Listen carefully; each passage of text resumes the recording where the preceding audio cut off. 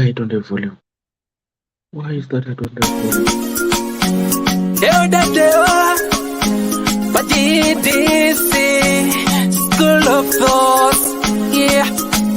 Kubatirana, techisisana, techiyambusana, fila, kuonesana, techisimutirana. Ya. Panondo batosangana, techibatirana. Panondo batokumana, techisisana. Ddc Skool of Thoughts. Ddc Skool of Thoughts. Yautete wachimonyo fila icho kwadi upenyu uyu unoda kupanana miwono. Yeah. Kubatirana, techisisana, techiyambusana, fila kuonesana, kusimutirana, nekukurudzirana. Yeah. Panondo patosangana, techibatirana. Panondo patokumana, techibatirana. Ddc Skool of Thoughts. Ddc Skool of Thoughts. But Ddc Skool of Thoughts. Real life matters now.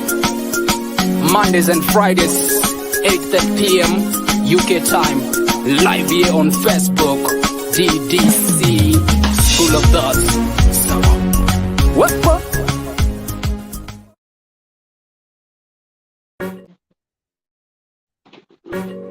Ddc Currenters.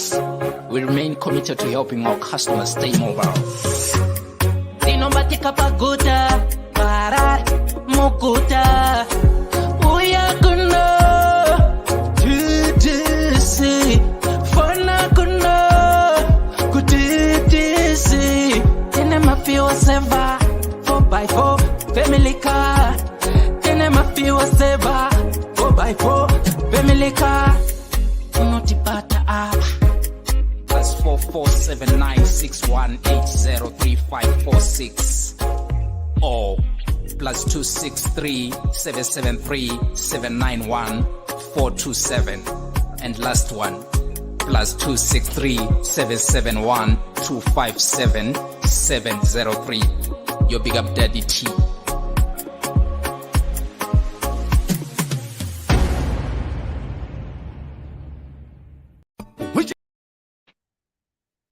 James Marabindo one time. Ungabe udinga indawo yokuchadela kumbe udinga indawo yemhlangano esikubiza sithi ngama conference space. Ikulu indawo ema-Goddess Resort. Loba uthanda ukwenza imidlalo enjengokugada escape, ukugada amabhizi kumbe ikanu. Woza uzobona ubuhle bemvelo. Ikhona njalo izipline ema-Goddess Resort. Kumnandi labantwana asibakhohlwanga. Ikhona imjingo emihle emangalisayo emkhulu futhi. Ama-virtual reality lama TV amakhulu atholakala ngaphandle. Hawu wakuhle ema-Goddess Resort.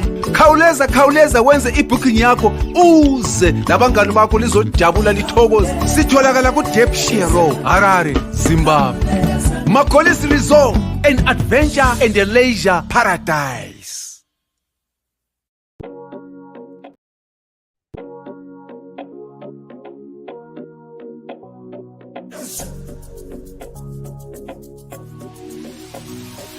Imagine getting paid to view, like, comment, and share your favorite music from your favorite artist. Now, that's an easy job and convenient.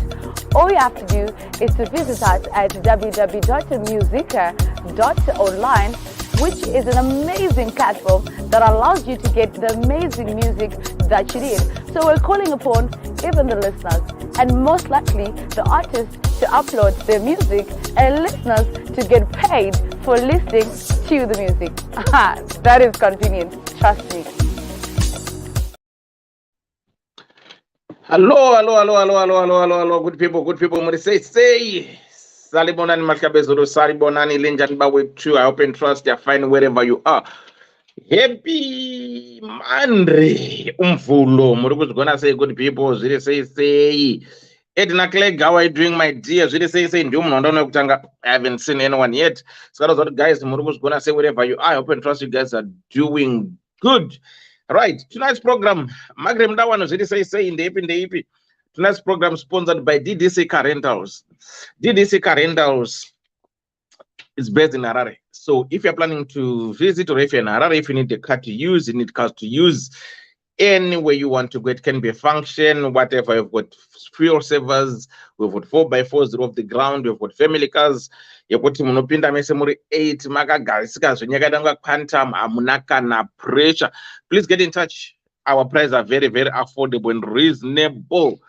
You drive the car with perfection. Amunaka na pressure. Unopromote when full tank kana uchipuruka ndege unogodewa ndege yangunosvika nguva dzakati pa-airport. You'll find our drivers waiting for you there. Also, if you need a driver, and I know the way I'm not comfortable driving Harare, we will give you a driver on top of that. What more do you want? Uri Harare again, Karapo Garage, Unanokupa pressure, Wanda, Wega, Magoris Resort. That's the place to be. £65, $65 a night, including your breakfast, double bed, Wi-Fi. Television, in-suit, there's a zip line, there's a lot to entertain you. And don't go to game park. So try Magolis Resort. Then music, download the app and listen to music. You get paid for listening to the music. Summer is here, or you want to have a function, I'll be your DJ. I travel everywhere in the world. So can I order the function? Please get in touch with me. I've got PS party certificate in liability insurance, because some of those things no diwa mama venues are mono higher. So please get in touch. I will be your DJ. I will rock you until you drop down.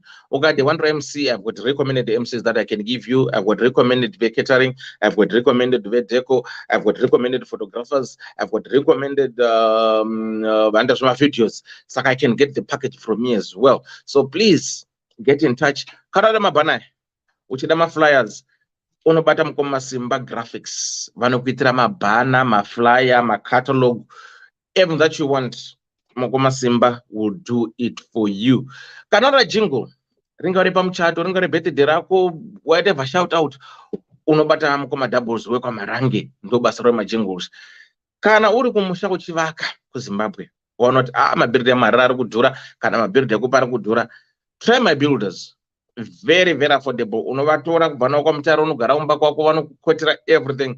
Wotenga material yako varipo vokuvakira kusvika vaita sei wapedza. If you are looking for builders very reliable, qualified builders, vanoziva zvavanoita, unongodewa ndoda kunovaka, ndoda mabuilders, ndokupa mabuilders angu voprovide izvo. Kana munhu anokupendera imba, ndine mapainters futi. Vanovaka vari vega, vanopenda vari vega. Kana udasirwa matiles, unongonibata kuti dewa ndiri pareserve pamwana mutani mangu udasirwa matiles, vakomana venyu vari kupi, zvese izvozvo unozviona panapa.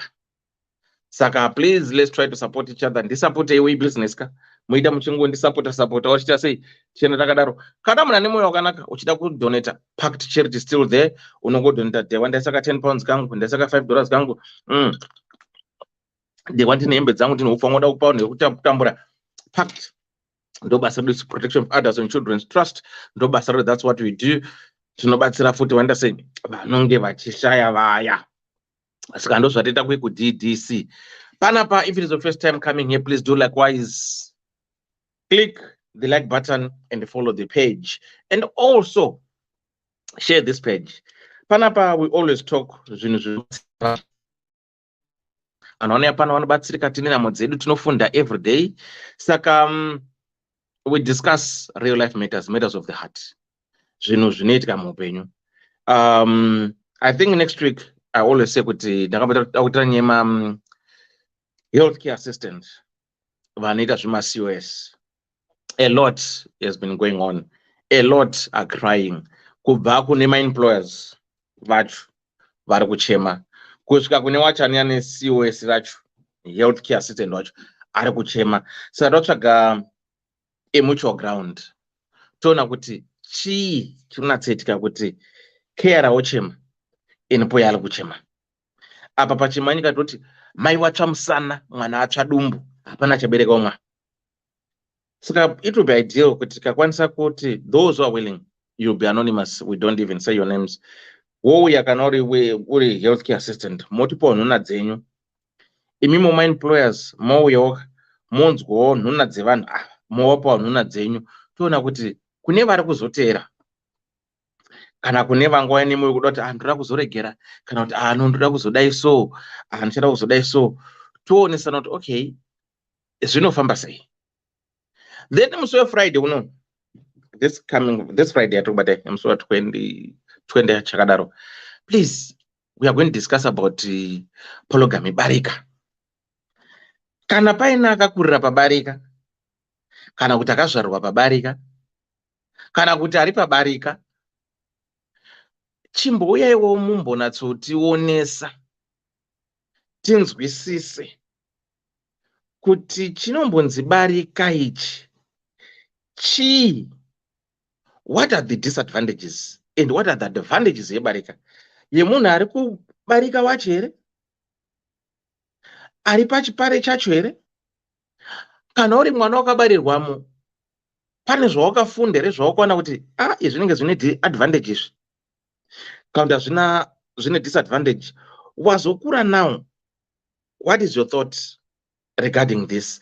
Kana uri murume ane barika, wotudzawo maadvantages ebarika racho, manakire aro nemashatiro aro. Kana ari mukadzi ari pabarika, wotudza kuti did you consent for barika racho? Maadvantages aro ndei? Is it a cultural thing? Why is it being practiced? Kana toti barika ndo kudzora chihure here, chatongoti chihure ichi chekuti murume anoita masmall house ake 4-5 apa zvinenge zviri pamutemo. Saka musi weFriday we are going to talk about barika. Please, kana uchiziva munhu ari pabarika kana akabarwa pabarika kana ngaenda pabarika, please let them get in touch. Tinatsonzwa from the horse's mouth, because kazhinji kacho tinowanzoweka nemaassumptions nekuona kuti ini ndakamboona sekuru wangu, ini sekuru wangu wanga nebarika, mukwasha wangu wanga nebarika, ndinoziva unokunda wanga nemabarika, but kundizvinatsoziva in depth kuti vairarama sei, vaizviita sei. Kanda kutaura pambacho ndenge ndataura zvandisinganatsozivi, pandenge chingofunga kuti because ndaiona wakadai so, saka I think it means zvaidai so. Saka I think kana paina anoziva munhu ari pabarika, kana ndakamboenda pabarika, woita sei mumudzi kusvika pano totandara naye. Right. Ugo kama ngube Kimberly, how are you doing? Loveness, zviri sei. Mary Maikiki muri sei. Lady Peace Siva, what's up my dear? Russell Sikosela Mungoma muri sei. Tarik Glama zviri sei. Nelson madzikatire ndei ODK, how are you doing? Magrem Dawana zviri sei. Sonia Smith, how are you doing? Flavin Sangare zviri sei. Muri kuzigona sei good people. Tendwa inenzi moshukanyika zviri sei. Pati Shumbaresi zviri sei. Debbie Jess, how are you my dear? Right, Vananda Sieroko, Rati Mukondo zviri sei. Tinatli Meshomakulu, how are you doing my dear? Rudaro Gwazende Pisuki Langa Nkomo, what's up my dear? Thanks for watching. Thanks for watching, guys, wherever you are. Miriam Manda, zviri sei. Pana patiri bozve kudaro, how are you doing? Nasi ndenge ndiri kalone ranger, saka aiwa tinongoita sei. Tinochimhanya takadaro, tichienda zviri takadaro. Right. If it's your first time, like I said, please do likewise. Follow the page, like the page, and share the page. Guys, share page. Akumbonyorwa this direct. Munongo share my friends in because some they don't know this page. Bongo yo tofunda pamwe chete sai chione sana tichenda takadaro. For those who give us stars, guys, thank you so much for your stars. Thanks you so much for your support. Your views, your opinions are well respected. Panapa, we are all adults. So what we do here is we respect everyone's views and opinions. So the same way you want your opinions and views to be respected, the same way you have to respect other people's views and opinions. One of them, wadi. Saka murdo. Takaenda. I wanted to say something. What do you want to say? Yeah, I think we've covered, we've touched base a lot of things. Sibongile Kumala, how are you doing? The one day people will join panelists soon. Okay, thanks, Mwana Ephraim. Right, if you want to be one of the panelists anytime, please be likewise. You can always come and join us as Nagana Pressure Panapa program day. program ndeyedu toita sei tongotamba tese takadaro. Sibo ndeipi? Ndeikomrade makadiko. Good. Zviroita sei? Handina Monday kandinozoa Monday today. Yeah. Saka weekend yange tiri. Ndakwazi patibo. Zvanga zvangonongedzana tichingoenda tingori murudo takadaro. Nekoko zvakasvika. Tikada kuro zvazvitoriko. Saka zviri kwese wazvionaka? Zviri kwese takachimhanyawo futi takachimhanyika. Pachimanyika tinoti chiri kwaSawe ndo chiri kwaOdzi. Ni. Vanozopinda anopindura chiti nekani waro. Ndiyoyo. Ndiyo. Otherwise, bobo. Zvakatosungana zvitori tight. Aiwa, saka na zvese zviri correct.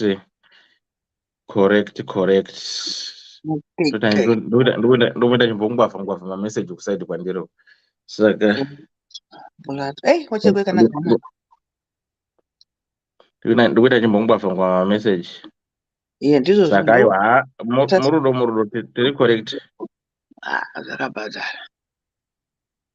Okay, rega nditsvage tsamba yacho tichimhanya. Alright. Ndiise pamute. Alright, regai nditsvaga tsamba regai tikurudzirane kuti mukangohaya motikari sori kuholiday ka unenge Ddc Currenters. We remain committed to helping our customers stay mobile. Dinomatika paguta, parar, mukuta. Uyakuna, Ddc. Fana kuna, Ddc. Mafia seva 4x4 family car. Tene mafia seva 4x4 family car. Unotipata apa +447961803546 or +263773791 and last one +263771257 Your big up daddy T.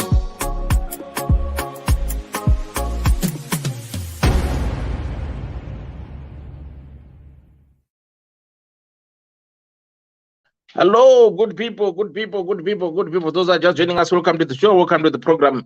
Mary Banga Ndepi, Clara Mshonga Mendes, say Mary Mvarume, say Zin Julie Malunga. What's up, my dear Rodrigo Dudzai Mashaya? Say Muru's gonna say good people. How are you all doing? Let me just pin this StreamYard. If you wanna join in, then you can use the link below to join the show. Unopenda ne pa StreamYard app. Let me pin it per thing. Where is it now? Right. So that's the pin for you to, if you want to join the discussion, if you want to be one of the panelists, you can.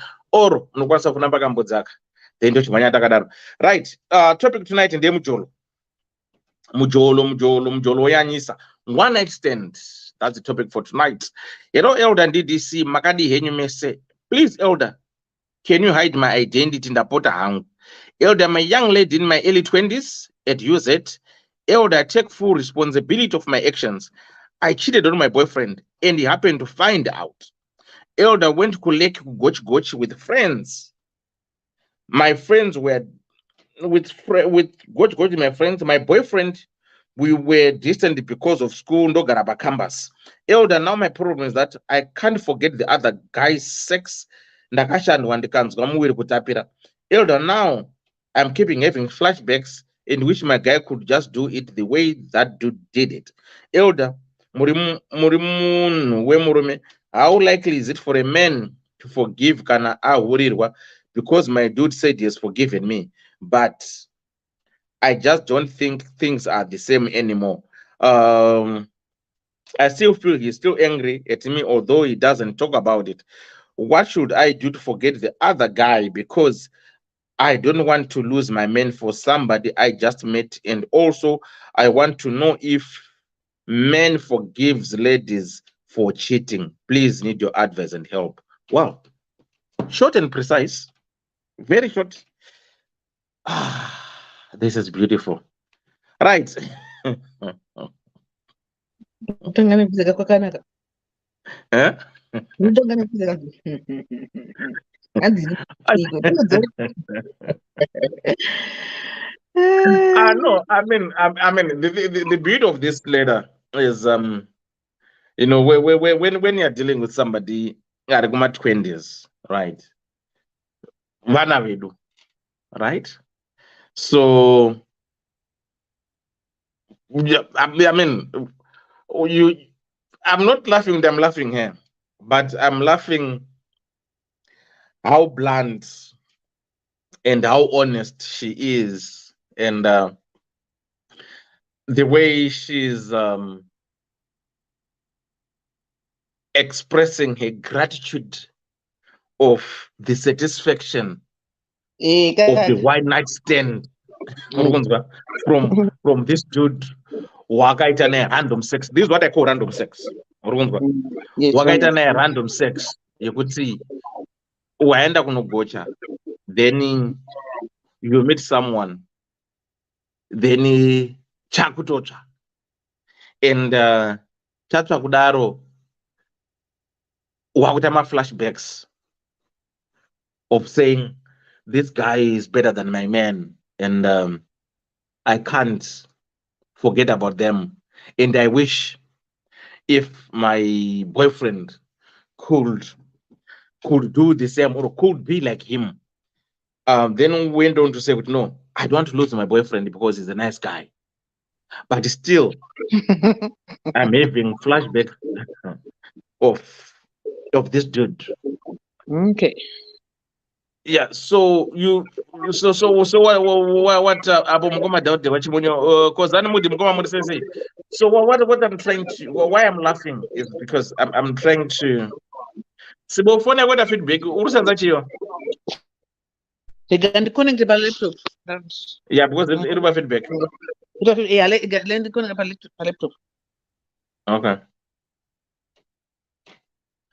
Yeah, so guys, the reason why I'm laughing about it is because I'm just trying to brainstorm the whole and to imagine the whole situation whereby this young 20 something year old daughter of ours I would her personal experiences when she went out with her friends coach.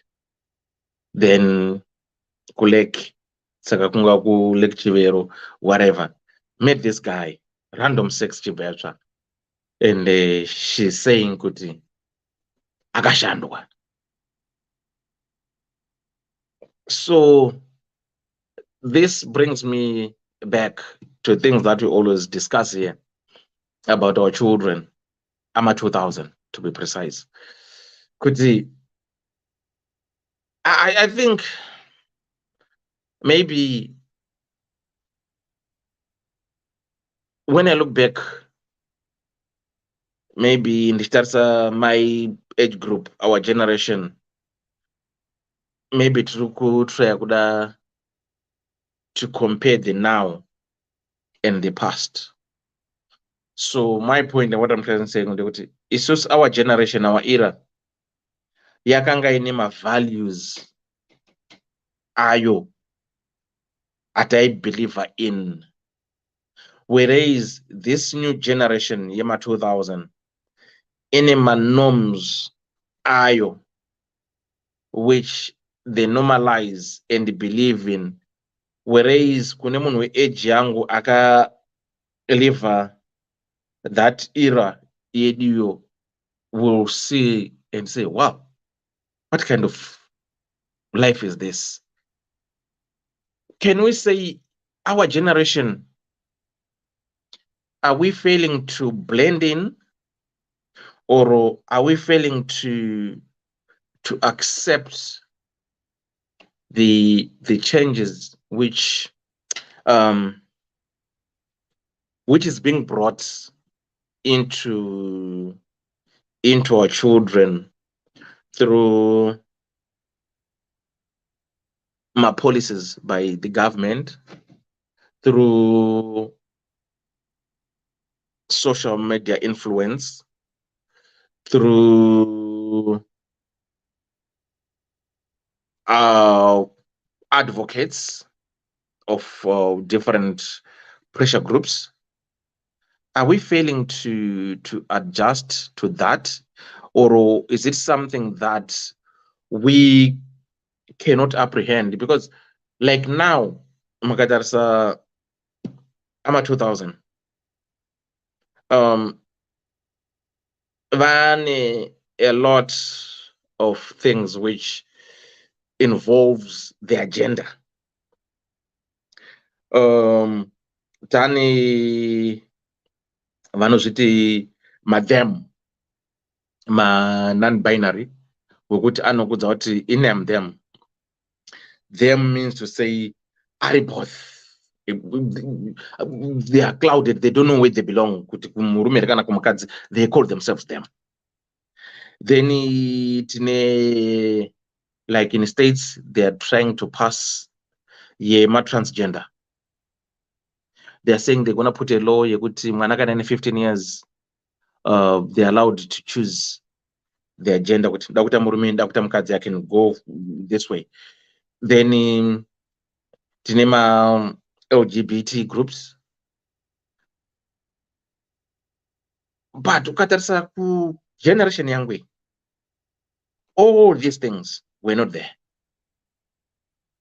But now it's something that is more like it's acceptable, and everyone's got a choice to live the way they want to live.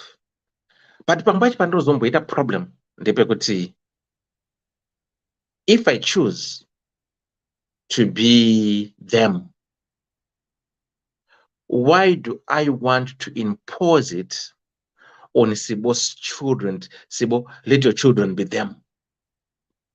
But in and so that's where at times I fail to understand why is it people, those who believe to be them, those who believe to be LGBT, those who believe to be whatever you call them, want to make decision for my kids or for other people's children. So now this AMA 2000, this is where I'm trying to come. No disrespect, but when I've listened to this story for this young lady, she's bragging of random sex, and she's saying she has got flashbacks. She can't even forget how this guy made love to her. So meaning to say, given a chance, if they are to meet, that means the door is still open. So can we rightfully say this guy, the boyfriend, the original boyfriend, even though they said they're forgiven you, can we rightfully say this guy, is he safe with this young lady based on the way how she has narrated the story? I wish my guy could be like him, and I'm having flashbacks. I can't, I'm failing to get over him because of the way how he did. So tingati mujolo here, is it a pandemic, or can we just say, you know what, sex was sex during our time, whereby you could go for years in love with someone, but not intimately.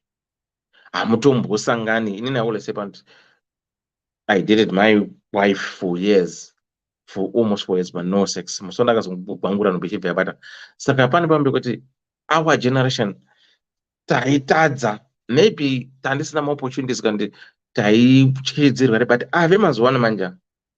It's see me now, you have sex with me now, marry me now, divorce me now. They are always in the fast lane. Is it normal for them, and very abnormal to us? So how best can we help this young lady who brought a letter to our attention saying kuti she cheated? And she went on to ask a question, but is it possible for a man to forgive if they found out that you've cheated on them?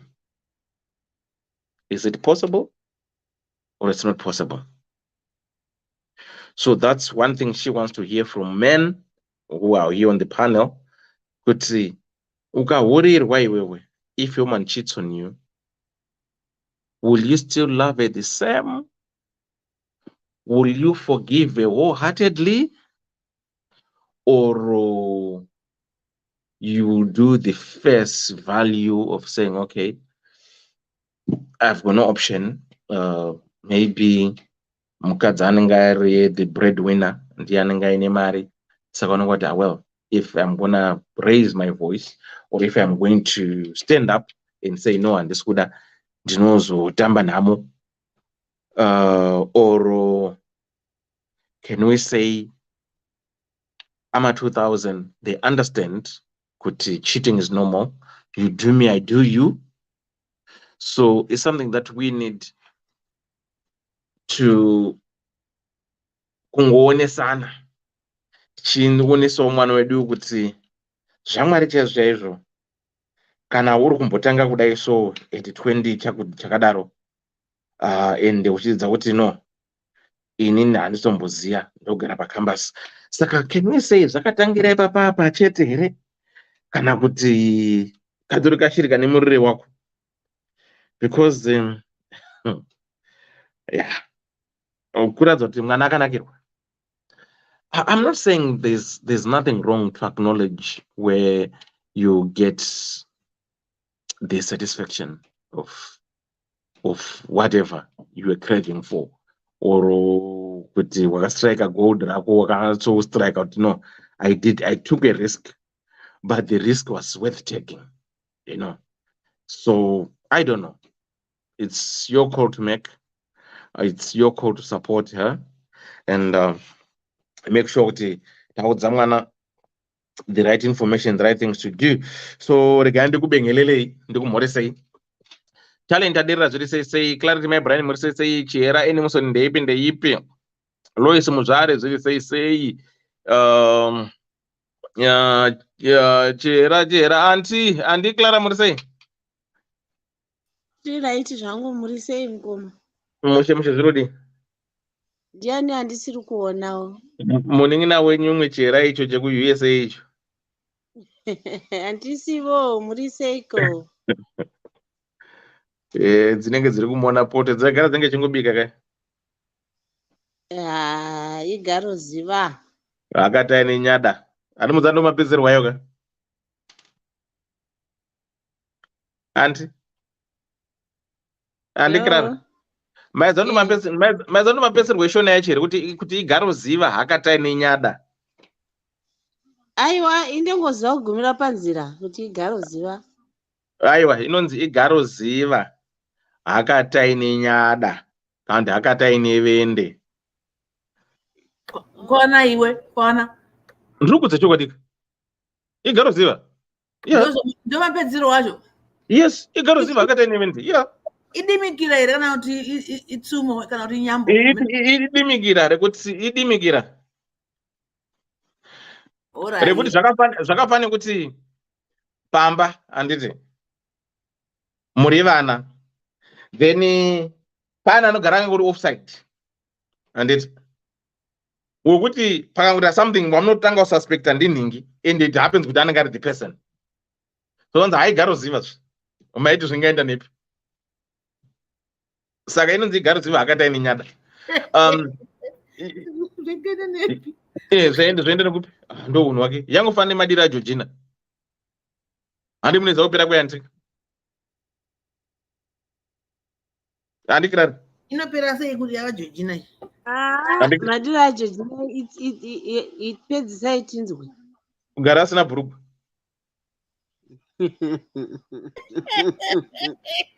Unoti sekechete. Aiwa. No, aiswe. Nechokwadi. Aiswe. No. Vanemi. Vanhu ndo mapenzerwa kuti madira acho ndinogara sina purugwa. Mazvinzwa manje. Right, Ambulon Rufu will say. Clarity, my brain said, my only response is there is a way that seems right unto a man, but the end therefore leads to death. Magumo acho aperi motion. It depends with the man or with the person. To forgive, nothing to do with AMA 2000. Okay, right. Collectors, we don't say right. Regai nditi yosibo une magetsi kwako haendi. Regai ndi recap this one. Tipe andichera mukomoko vatenga uchimhanya. Right. For those who are just joining us. Ndiyo unondo isusu kwedu chuma yacho inodzi munombozwana ipi zvamotaura izvi. Izvo tiri kuzwana panapa. Regai tingoita recap quickly, then tipe anti. Right. For those who are just joining us, I'm just doing the last recap here. One night stand. Elder and Ddc Magadi Henyu may say, please, Elder, can you hide my identity? Elder, I'm a young lady in my early 20s at UZ. Elder, I take full responsibility of my actions. I cheated on my boyfriend and happened to find out. Elder, we went to Kuleki Goch with friends. My boyfriend, we were distant because of school, Ndogaraba campus. Elder, now my problem is that I can't forget the other guy's sex. Elder, now I keep having flashbacks and wish my guy would just do it the way this dude did it. Elder, how likely is it for a man to forgive because my dude said he has forgiven me, but I just don't think things are the same anymore. I still feel he's still angry at me, although he doesn't talk about it. What should I do to forget the other guy, because I don't want to lose my man for somebody I just met? And I also want to know if men forgives ladies for cheating. Please need your help and advice. Auntie, munotini kamwanako? Zvakaomazvo. Ina haundoda kuti maswera sei maDDC mese kuri sei kumabasa kudzimba. Wabo. Nzendo muri sei mapanelists, keyboard warriors muri seiko. Amenoshuwa kuti munhu anozoti I don't want to lose this man. Really? Iwo zvawakaita unofungidzira kuti shuwa nyangwe munhu aine mwoyo wokuregerera haachafi akakutrasta nyangwe woti akuregerera. Anotoziva kutoti amai ava ndo basa ravo, ende shiri ine muriro wayo hairege. Usambofunga kuti waguma ipapa unotozvinyepera. Kashavi kanongobata kagodzoka. Rimwe shavi nderekuramba tii richida masesi. Hanzi shavi rinesefa pahuro. Unonyatsoona kuti shuwa munhu anenge azviwanira munhu wake akanaka, aanenge apuwa naMwari, then you just mess up nekuda kunakirwa.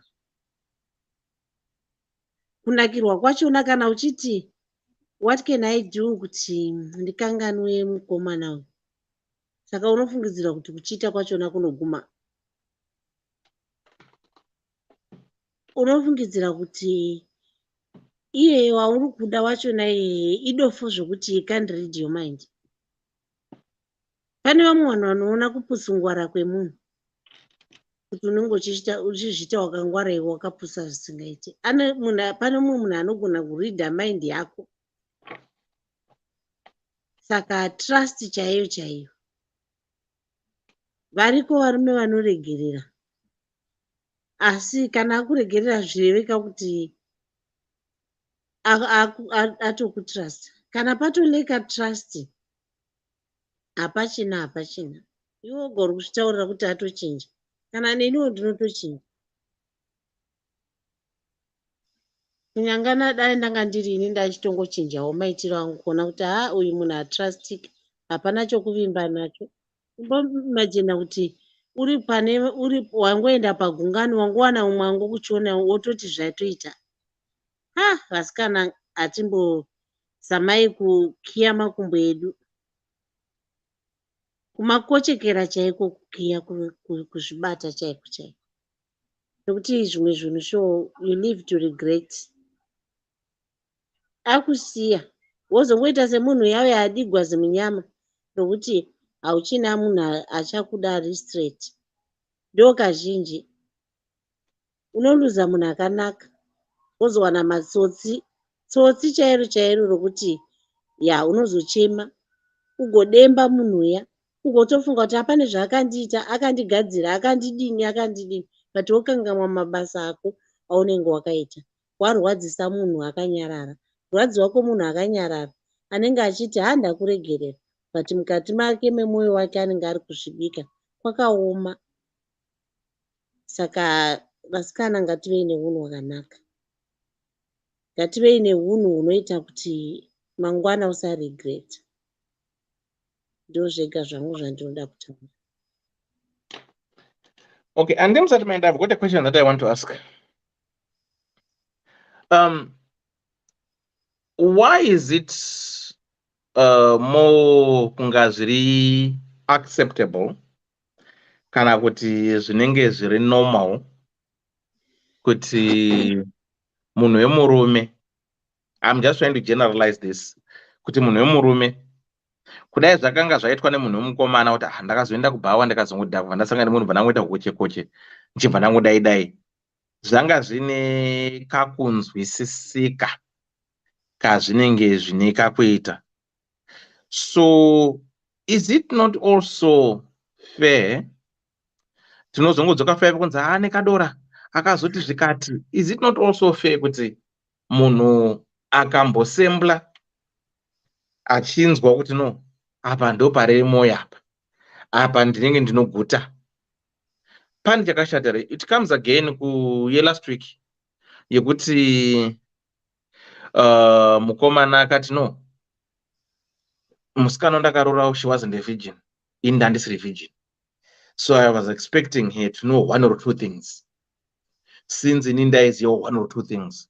Pamwe akati kokana virginity chakabrekwa nemunhu wanga asingadi, pamwe akafoswa, kana kuti akarara munhu ye1 year hapana zvaiziya, pamwe iwewe wazombofamba one experience. Saka is it not going to bring us back again to the same question akabvunzwa nemukomana kuti why munhu wangu asiri kuziya yet she wasn't a virgin? Saka pamwana uyu can we not say kuti this is me just thinking, angoti nditarisana nezvatinonzwa vanhu vaizocomplaina nezvazvo kuti tingabva tamuti ari wrong sereke, because vachiri kudheta kamukomana nemusikana kana haana kuroorwa, mwana tori kuchikoro, maybe mukomana ari kuchikoro kandi anogarawo somewhere else. Guys, don't misquote me. I'm just trying to balance and analyze nemama topics anouya based nenyaya intimacy iyi. Saka ipapapa pangaitwa sei kana tichizoda kumboita comparisons of my expectations of people when they get into these marriages? Munoziva, tinowanzotaura pano tichitaura nezvemageneration, kuti generation yatakakura iyo iyi yamaG50 zvichienda kumberi, igeneration iyaiya yekunzi kunyenga kwomurume ibhuru, kunyengwa kwomunhukadzi unhongo.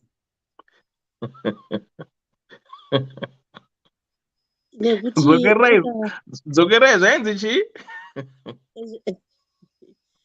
zvainzi kunyenga kwomurume ibhuru, kunyengwa kwomukadzi unzenza.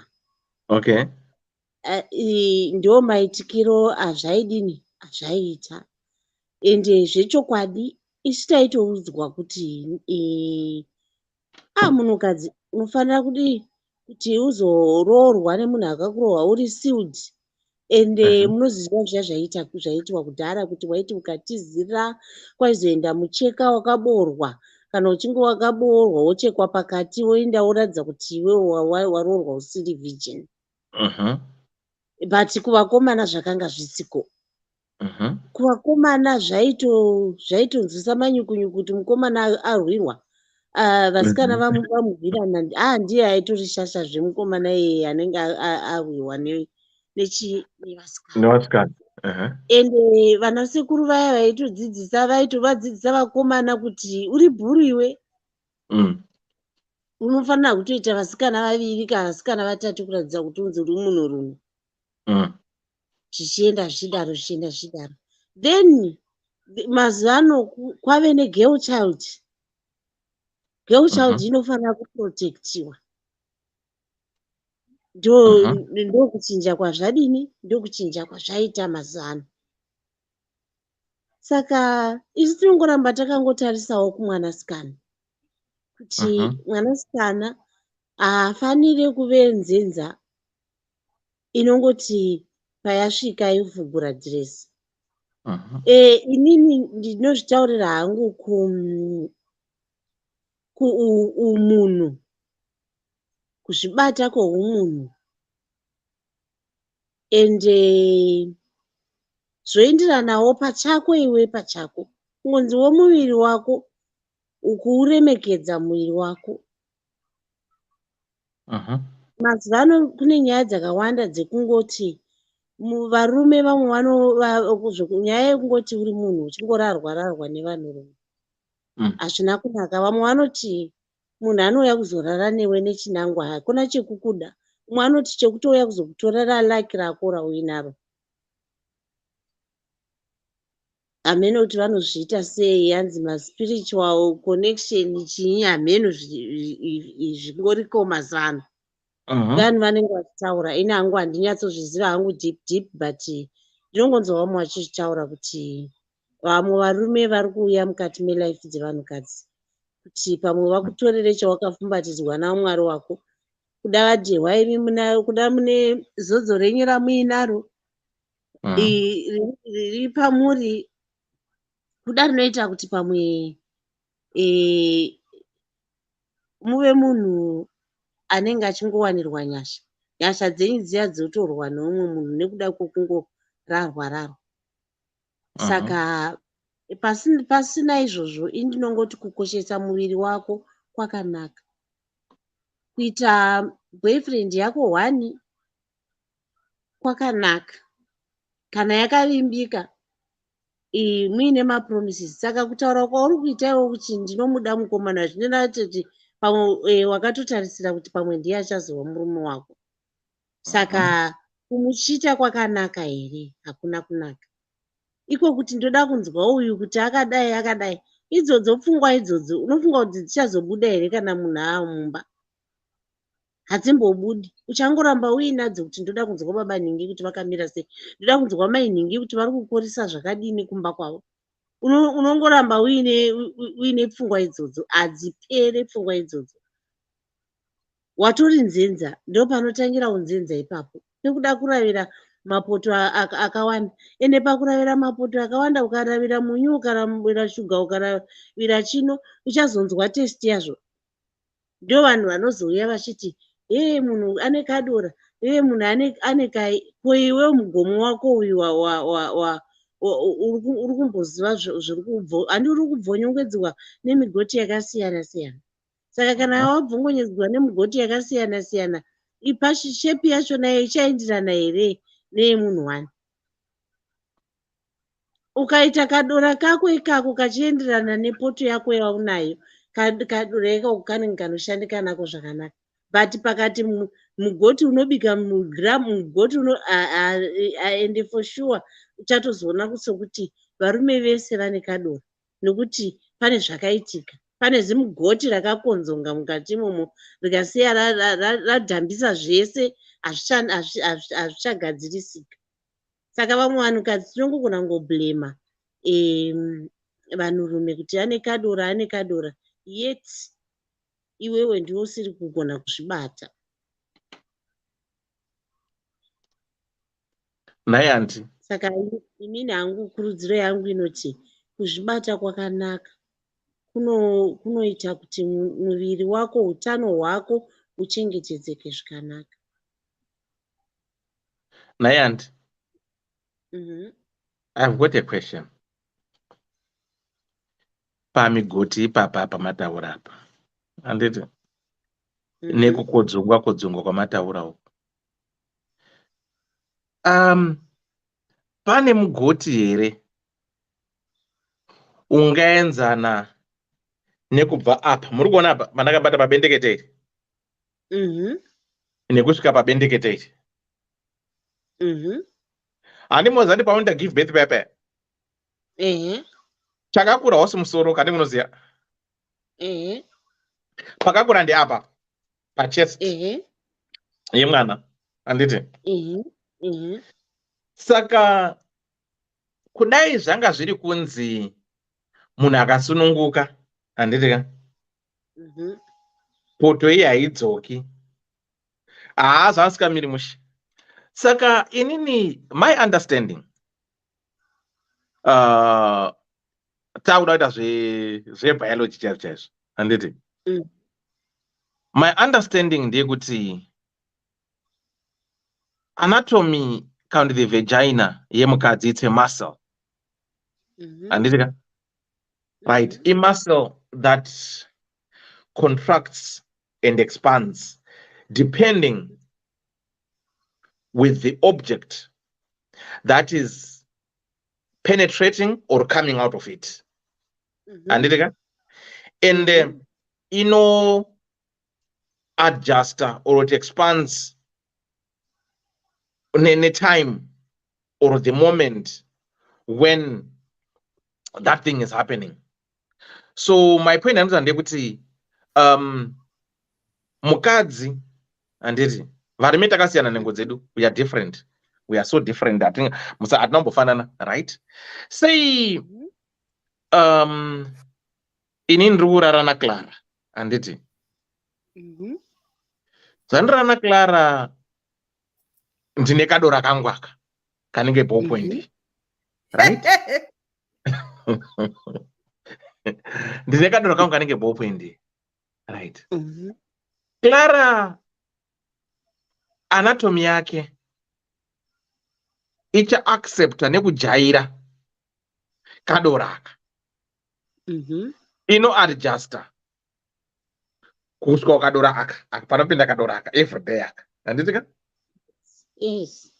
Then ini ndikazosiya Clara uya manje akazoenda kuna mukoma gwangu vane chigubhu ichi, handitika? Handi mukona kusiyana kwazvo, ndiri kuti ichi circumference and the thickness, ichiwo circumference nethickness zvakasiyana, handitika? Saka Clara anatomy yake inopinda into shock, anorwadziwa because kwangu ajaira this one, handiti? Ndo pari kuzoti saka paanopenetratwa ne-this now, she'll feel the pain and she'll be in pain. She'll be in pain maybe 3, 4, 5 days until down and below sense kuti okay, now the thing that is penetrating me now, it's a little bit bigger than the one that was there before. In expander to get to this. And it, Yes. to a point kuti Clara achasvabota haacharwadziwi because body yake, muscle yake ya expanda to this point, right? Then Clara uyose amukoma gwangu veyamwe, handitika? Odzoka zvefuti kuna dhewa kuya, handitika? Yes. Uku kaballpoint uku kukadora ukadora uku je wachipinda umugomo Clara hapana zvanonzwa because kuchakajaira chii uko uku handitika but nekufamba kwenguva manje kunozodzoka futi kojara futi chii kakadoraka. This is what I'm trying to say kuti saka can we rightfully say kuti mukadzi akarasezvada mwana uyu tingati kunopera here kunonaka kwacho kunopera women can you tell me and last week ndokupera kwako ikoko ivi matsanangura nomo ende zvamatsanangura mazvipindura mega kuti munhu wanga uine kaballpoint kako zvichinyatsoitika zvakanaka muchiwirirana nekapeni kaya handiti vauya naro zigubhu ravo handiti vabvonyongodza handiti pabva paumbwa mugomo kubva pakapu yanga iri kapu kai wave mugomo handiti vadaro back varova U10 vadzokera futi kukai kukapeni kaya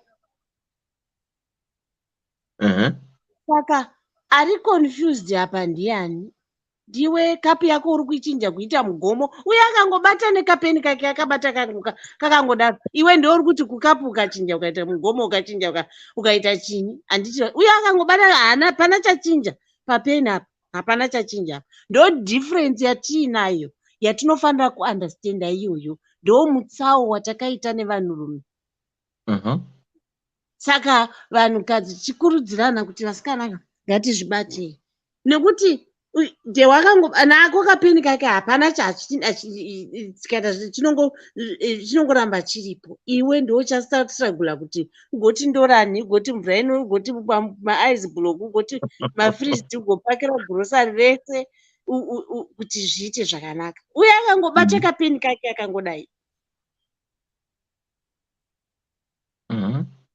saka izvozvo zvamatsanangura mukapedza ende zvine ansa kana pane munhu anofunga zvine ansa yese how it works and how it affects kuvanhukadzi ende mwari akapasika paya zvakanaka kuti pakubereka munhu nyama dzemunhu dzichadzokedzana dzigodzokera pakare but kana toenda pakufara apa pane nyaya pakufara apa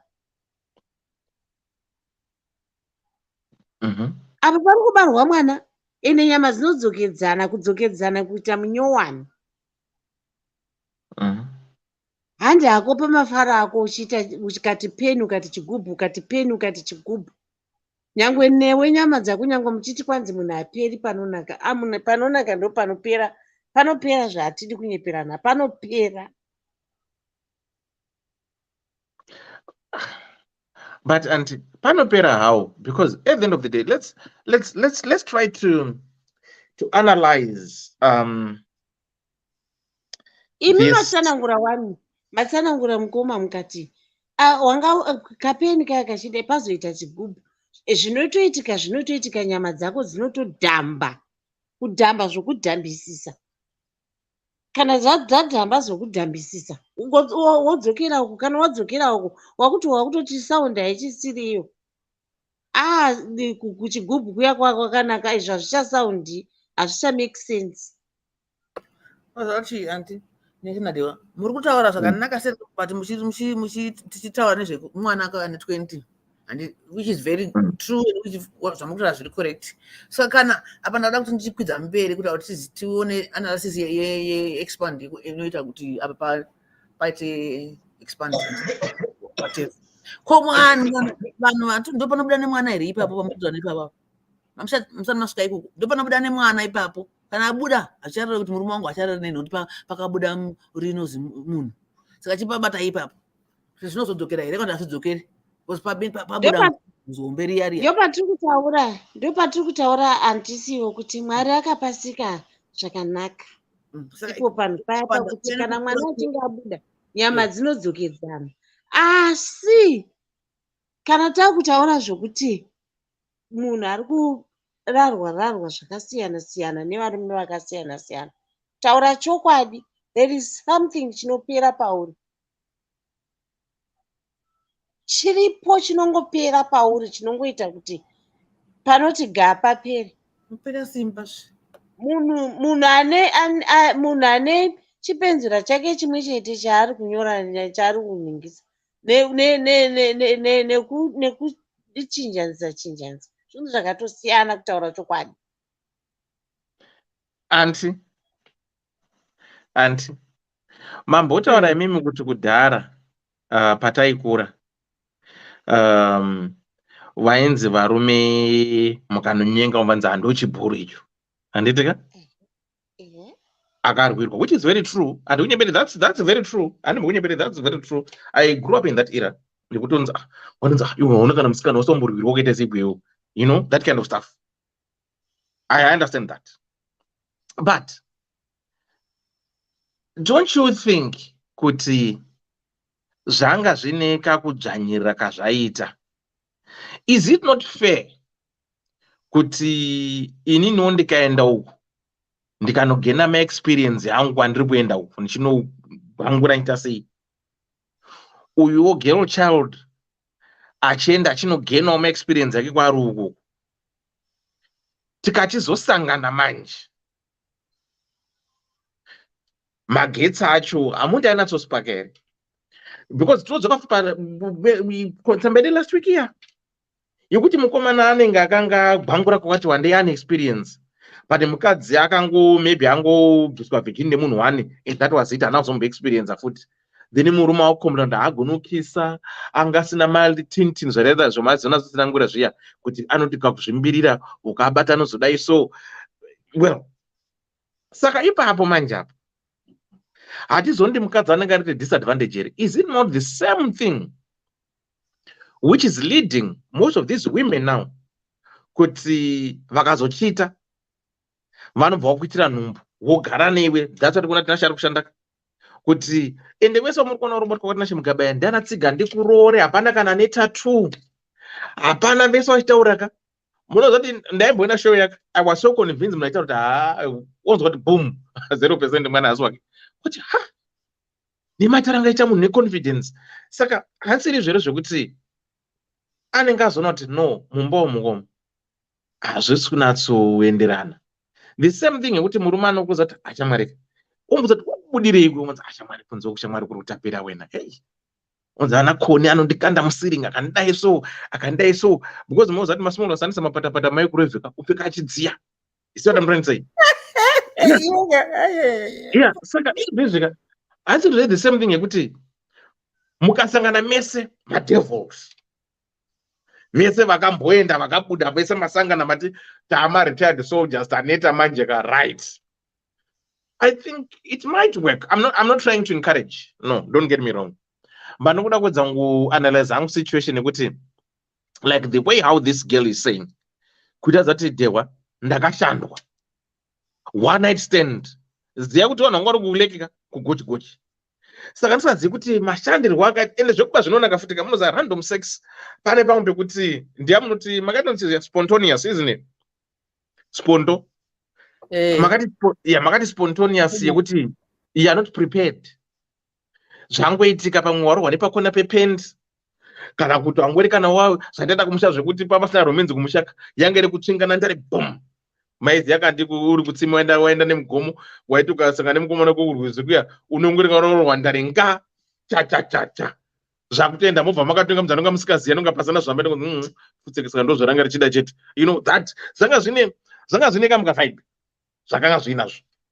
Saka because this girl, to be honest, arodzani ndine flashbacks of experience yaakaita with this guy on a one night stand wari kuchi ikoko ndisikazivi kuti vakangonyowirana zvakaita sei, because vakadzi munowanza kuti ukaona wobvisa bhurugwa unenge wada munhu. Saka tisikazivi kuti sikandati ama 2000 zvichine here zvamaita kudhara zviya zvekuti kwanoenda kubvisira bhurugwa inoenda kuda kana kuti zvazveungoti ndatitsvi hazvisina that value yamaikoshesa imi ana andiklara yekuti ndisoda kurarara nemunhu ndinozohakira madhimoni kana ndozodai so, because mwana thought no, this was a random sex, but with that random sex aripa kutenda kuti no, even wandoti boyfriend yangu chaichaika haasasvika palevel iroro. I wish if could my boyfriend could svika to that level.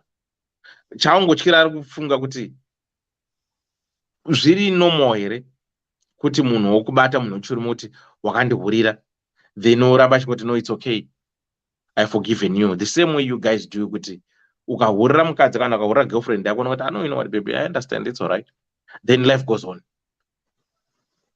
Kumukadzi hakuna zvokuti kwanzi izvo murume anoti wandihurira agoti ndakuregerera ndazokangamwa ndadini, hakuna zvakadaro. Hambofi akakutrasta munhu, munganyeperana mungaite sei? Ende nyaya yekuti vanhukadzi upenyu hwachinja, unongoda kuti tiite 50-50 nevarume, will never win it. Zvokuti nekuti murume varume vanogona kuti womuregerera wofungidza kuti newo zvichaitika kuvanhukadzi.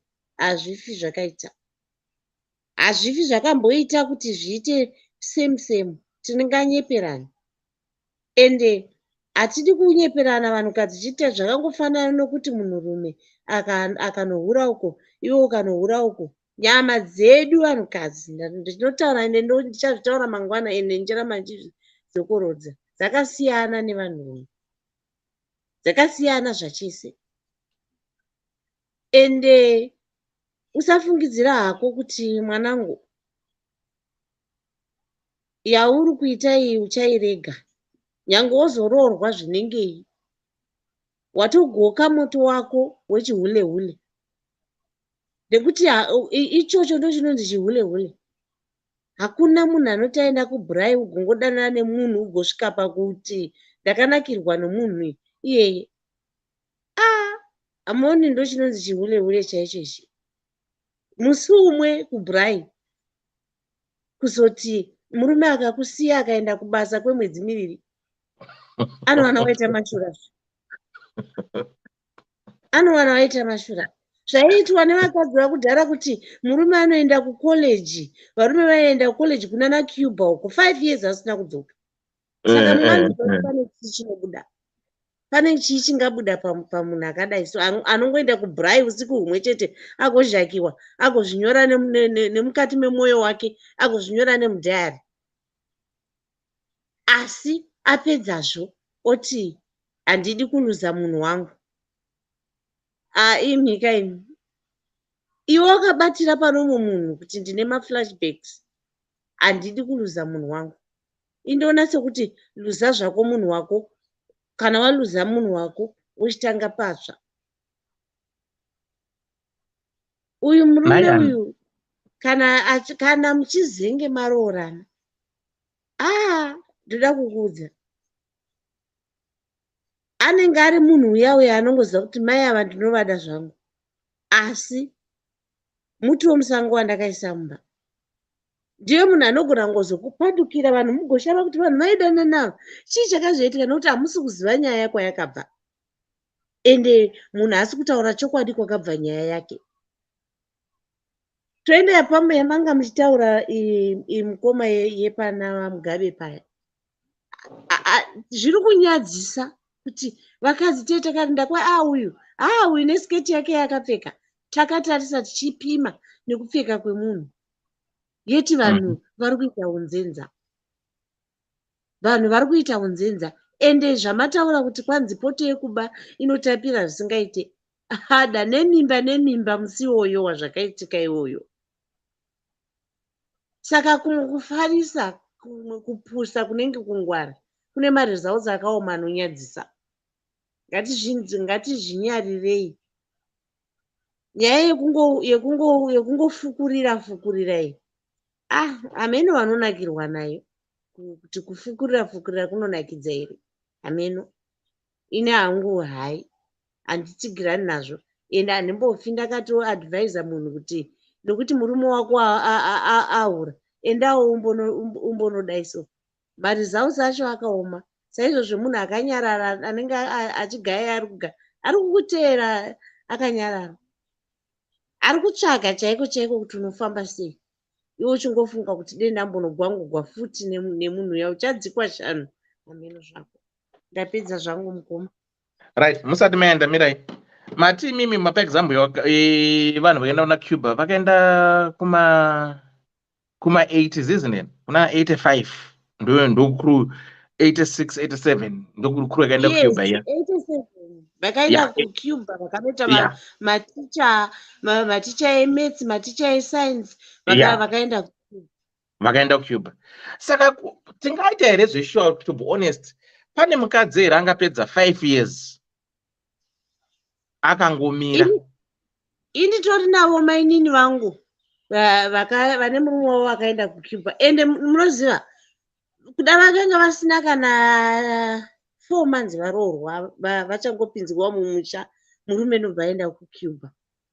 Kuwana vagere vari gangara varipo pamba pana vamwene varipo pamba kamirira murume wake 5 years. Murume akadzoka vakakontinyu chaiko ari pamwe navamwene vake aripo. Munoziva chinoitika ndi ndauda kutaura ini semunhu wemurume, statement rinozobuda nevanhu vamanje vema5 years anokudza rimwe statement kuti iwe ndiwe kutanga chete andisati ndambozviita kana akugwangurisa. Vanhu ivandi vanonyemba manje vanhu iva andi vanhu mukanzwa vachikupai statement irori rika kunzi ufunga hako I don't know kuti uneraki rakaita sei, I've never done this before, murume wangu akaenda 5 years iwo ndiwe kutotanga kunyepa.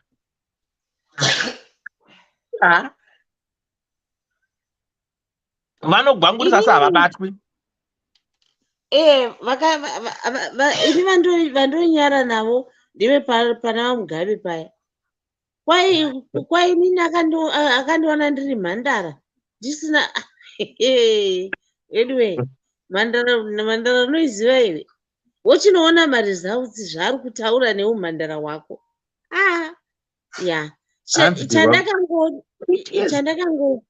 Indaimbofungidza kuti zvinhu zvepava Mugabe zviya ndezvenhema. Ndezvenhema. Paitoti kana nhingi pakabuda maresults achiti 0% ndototi nhema kutengwa uku. But chandakazoona ndechekuti pavanhu vaya vanokakavara vaya hapana wakambozodzokazve kuti kwai ndakaonotestesa kusaidi uko ndikadzoka namaresults angu aya ari kutaura zvakasiyana nezvakatestwa navaMugabe paya. Hanzi hana mandofu maimunya hanzi wavariko 8 years chaidzo. Koni akati 5 years hana koni 5 years handipengi. Thank you Koni. Lois muzvaranzi kune vakadzi vanogara zvougara zveshuwa vakomana imwe muchinyeperwa vakomana hanzi anopedza dhewa 5 years. Yes, varume vanochengeta chigumbu. Pane medzi yanyorwa naSonya kuno.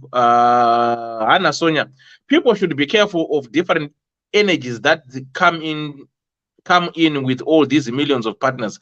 Some carry the spirit of poverty or bring it home too. Ncharazotaura nyaya iyi, ncharazopabvunza ipapapa kana mbasibona na Dr. Love kuti vataure kuti kana muri kuti sex, if someone akarara ne multiple partners, mademon amuri kutaura newaye ari kutaura kuti mademons aya kunzi some they bring demons. Ani mambodaro, which kind of demons? Which kind of demons? Saka are we saying kuti barika ranga rine mademons as well here oro vaya vano mapostori ane vakadzi 99? So mademons I need someone to explain to me nazoti zvinofamba sei kuti munhu akarara multiple partners ndo amunoti Dr. Love zvonchizviya mabody fluids kuti anokaundwa how and who counts them and where are they collected? You are not in my body fluids. So anyway, I'm gonna come back to Nyanyo. Yeah, no, I'm not so anti-mamboshta mimi. So I'm gonna come back. Sibo, what's your take let me just do a quick recap for those who are just joining us. Right. Nyadi iripo nasi kunzi one night stand. Hero Elder and Ddc makadi henyu mese. Elder, please can you hide my identity in the portal hang? Elder, I'm a lady in my early 20s at UZ. Elder, I take full responsibility of my actions. I cheated on my boyfriend and he happened to find out. Elder, we went to Kulek, go with friends. My boyfriend, we were distant because of school. Campus. Elder, now my problem is that I can't forget the other guy's sex. Ndakashandwa ndikanzwa muwiri kutapira. And now I keep having flashbacks and wish my guy could just do it the way this dude did it. Elder, how likely is it for a man to forgive Kana because my dude said he has forgiven me, but I just don't think things are the same anymore. I still feel he is angry at me, although he doesn't talk about it.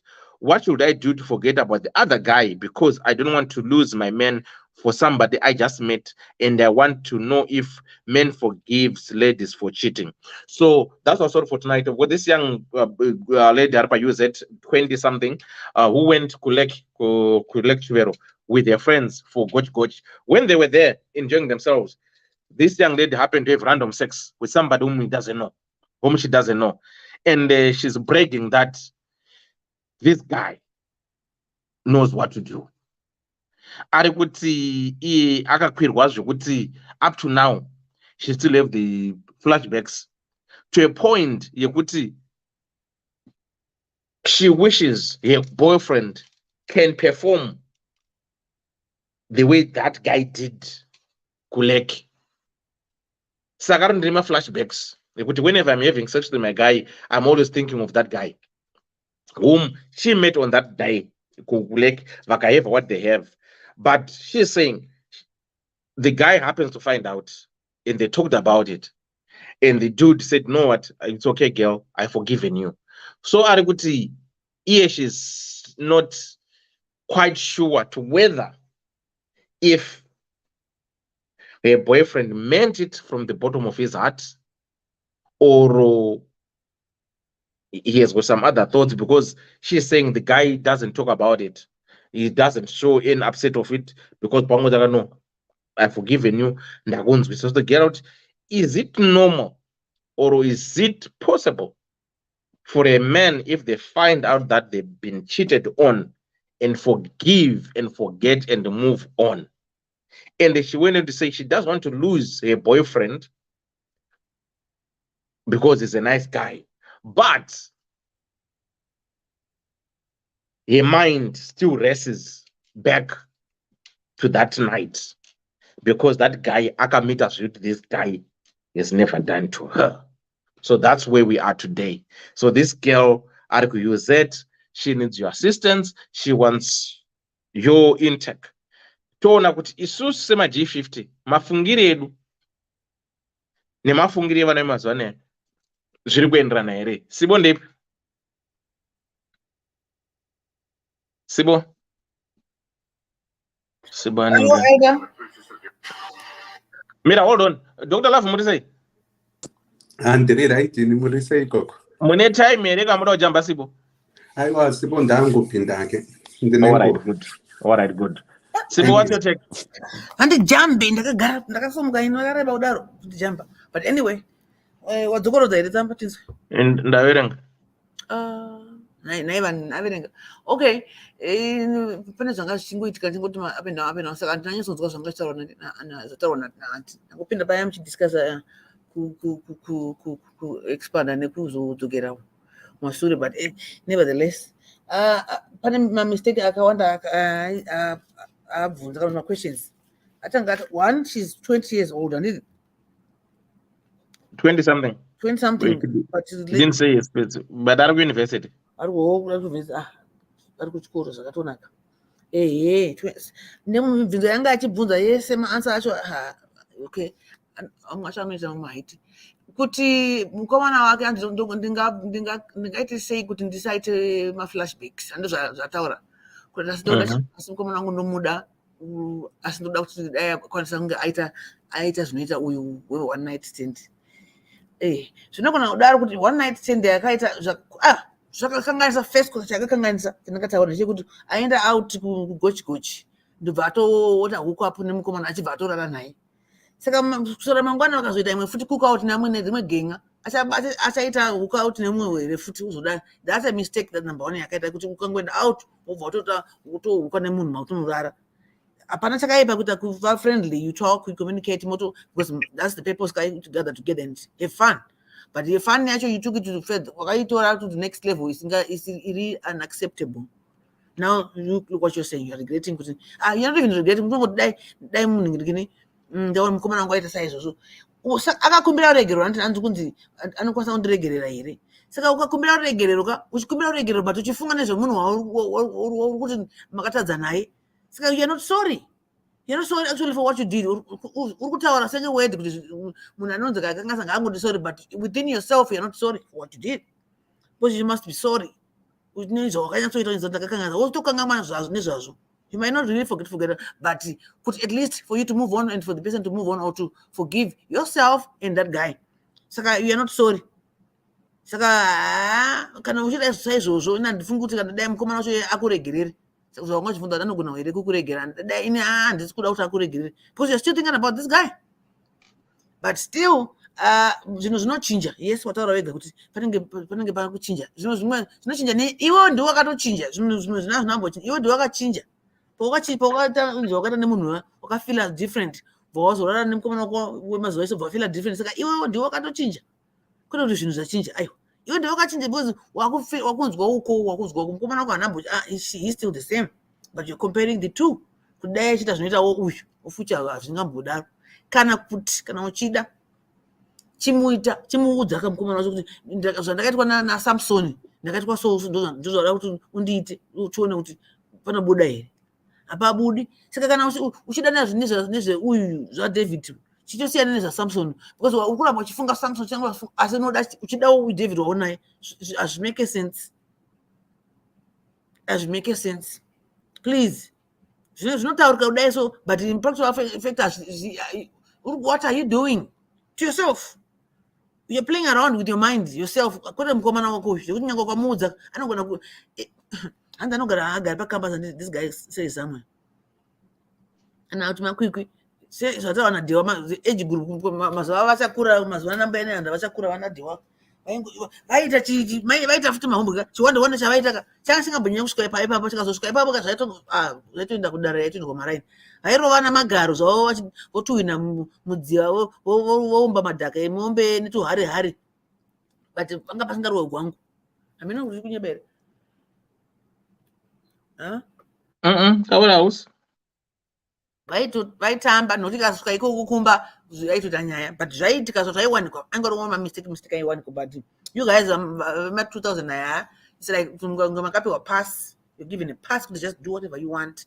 Zvese zvainga singaitike nguva iyo kana zvaingonzi zvaishura kunzwa munguva yedu tichakura makuzviita zvese kubva mukurara namai vako, kuraya, kuba, zvese zvamukuita izvi zvanga zvingamboitwa kuti kuti kuwanike kukapondwa munhu vanhu votoshamisika, but zvaivako, but not like this magnitude yekuti vana.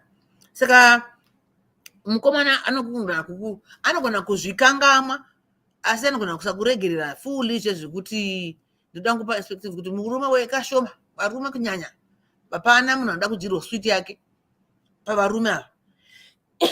Havadi kudyirwa masutsi avo, but vanodya masutsi evamwe. Handizivi kuti question yacho yakamira sei, andilogarithm kudii hamina kuti yakamira sei. Saka yekukangamwirwa yekunzi akana sister na he is not going to forget it. Anogona kungoplay a dumb achingoenda with the flow because he can have his cake and you know and eat it at the same time. Anewe excuse me ndakachizwa ndimvura mvura yacho kwairi akachizwa. All right, gadzira pauro chidaizwa Ddc Current we remain committed to helping our customers stay mobile. Inobatika paguta para mukuta uyakuna Ddc fona kuna ku Ddc tene mafiwa seva 4x4 family car tene mafiwa seva 4x4 family car unotipata apa +447961803546 or +263773791 and last one +263771257 your big up daddy T.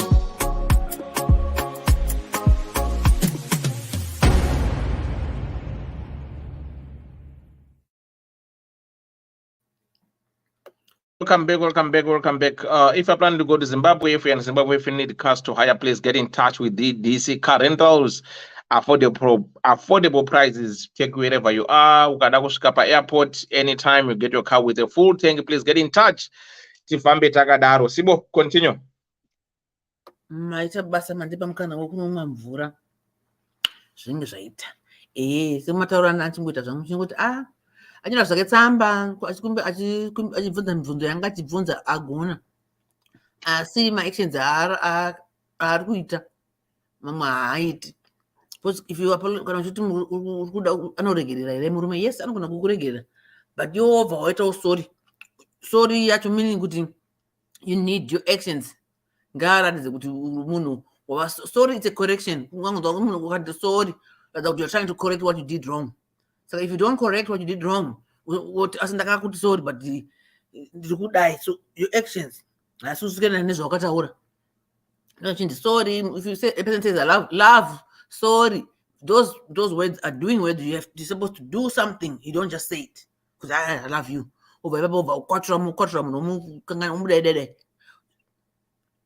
Never. Saka ndokumbira kuti nditaura kuti zvawataura izvi kazi kuti uenderere mberi is either wotongo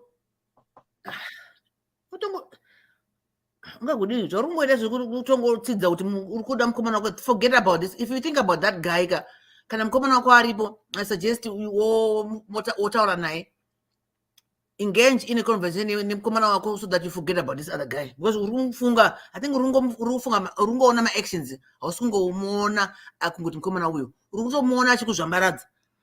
That's the vision iri kuuya. So if that comes in your mind kuti wakutota fantasize nemukomana achikuzvambaradza, play music, get a book, read or imba, kana kutofonera mukomana wako, then that kana iri feeling kana unogona kurelease. You can come over that. You can release, if you know what I mean. That up you can release pachikuru wataura nemunhu wako because uri kufunga nezve uyo ngabva aiwa ndikuda zvamiti gwangu wangu nemhumbe nganedzi uri una dewa wafana dewa ari kufunga lesson nezodai when are you coming because she's young, she's still that time here kuti gwangu 3 times a day because you uchiri kuzvinzwa karo ropa riri kumanya hauna kupera panonaka yarewa naanti uchiri kuitika. Saka please, if you think of that guy, ifonera munhu wako kana uchiri kumuda saizvozvo, but kana usina basa naye, go pursue that iye wacho antopamwana nemusikana wake, and guarantee you the first time that you did and wakazonakirwa nazvo kana zvakakuchinjira, the second time you won't be the same with that same guy. Pawakairowa masparkles akabuda because it was a different mukomana, it was different actions, maybe different environment. Ukabva wati heaven on earth, and okay, I give you that. Go back now again to that same guy, it will be different, my dear. Saka stick to your guy mukomana wako uyu, and until kana zvaramba, then you uzonopesiwa nemumwe somewhere, because this guy wakata one night stand yosaka iri one night stand akatodzokera kwaari anogoda kuti no, it was a mistake, I'm sorry. Andokuda kuti it was a mistake, I'm sorry, because he knows kuti mukomana muri pa same cycle ka ma 2000 anabasa nazo sheshe kuti same cycle, but I'm just saying muri same cycle, I cannot do that to your boyfriend and to that guy too. It's not fair. Saka be sorry and stay sorry and continue being sorry and love your boyfriend. the way you say you love is with actions. Andika, I think those and I'm gonna go regular, yes, but your actions are going to you're punishing yourself. Everything that you're doing, you're punishing yourself. And you cannot reach that guy. The punishment you're suffering your mentally. What I don't get it. You say, oh, you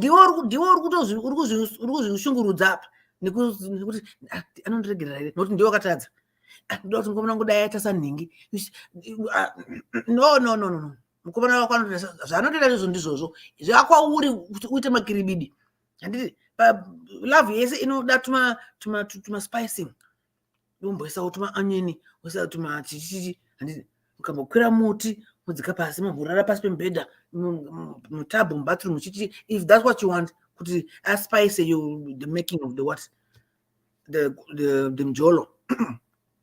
It's up to you, my dear. You're still young, you're learning. It's good that you ask questions, but I think the concept Pinterest my emphasis is be sorry, like you're saying.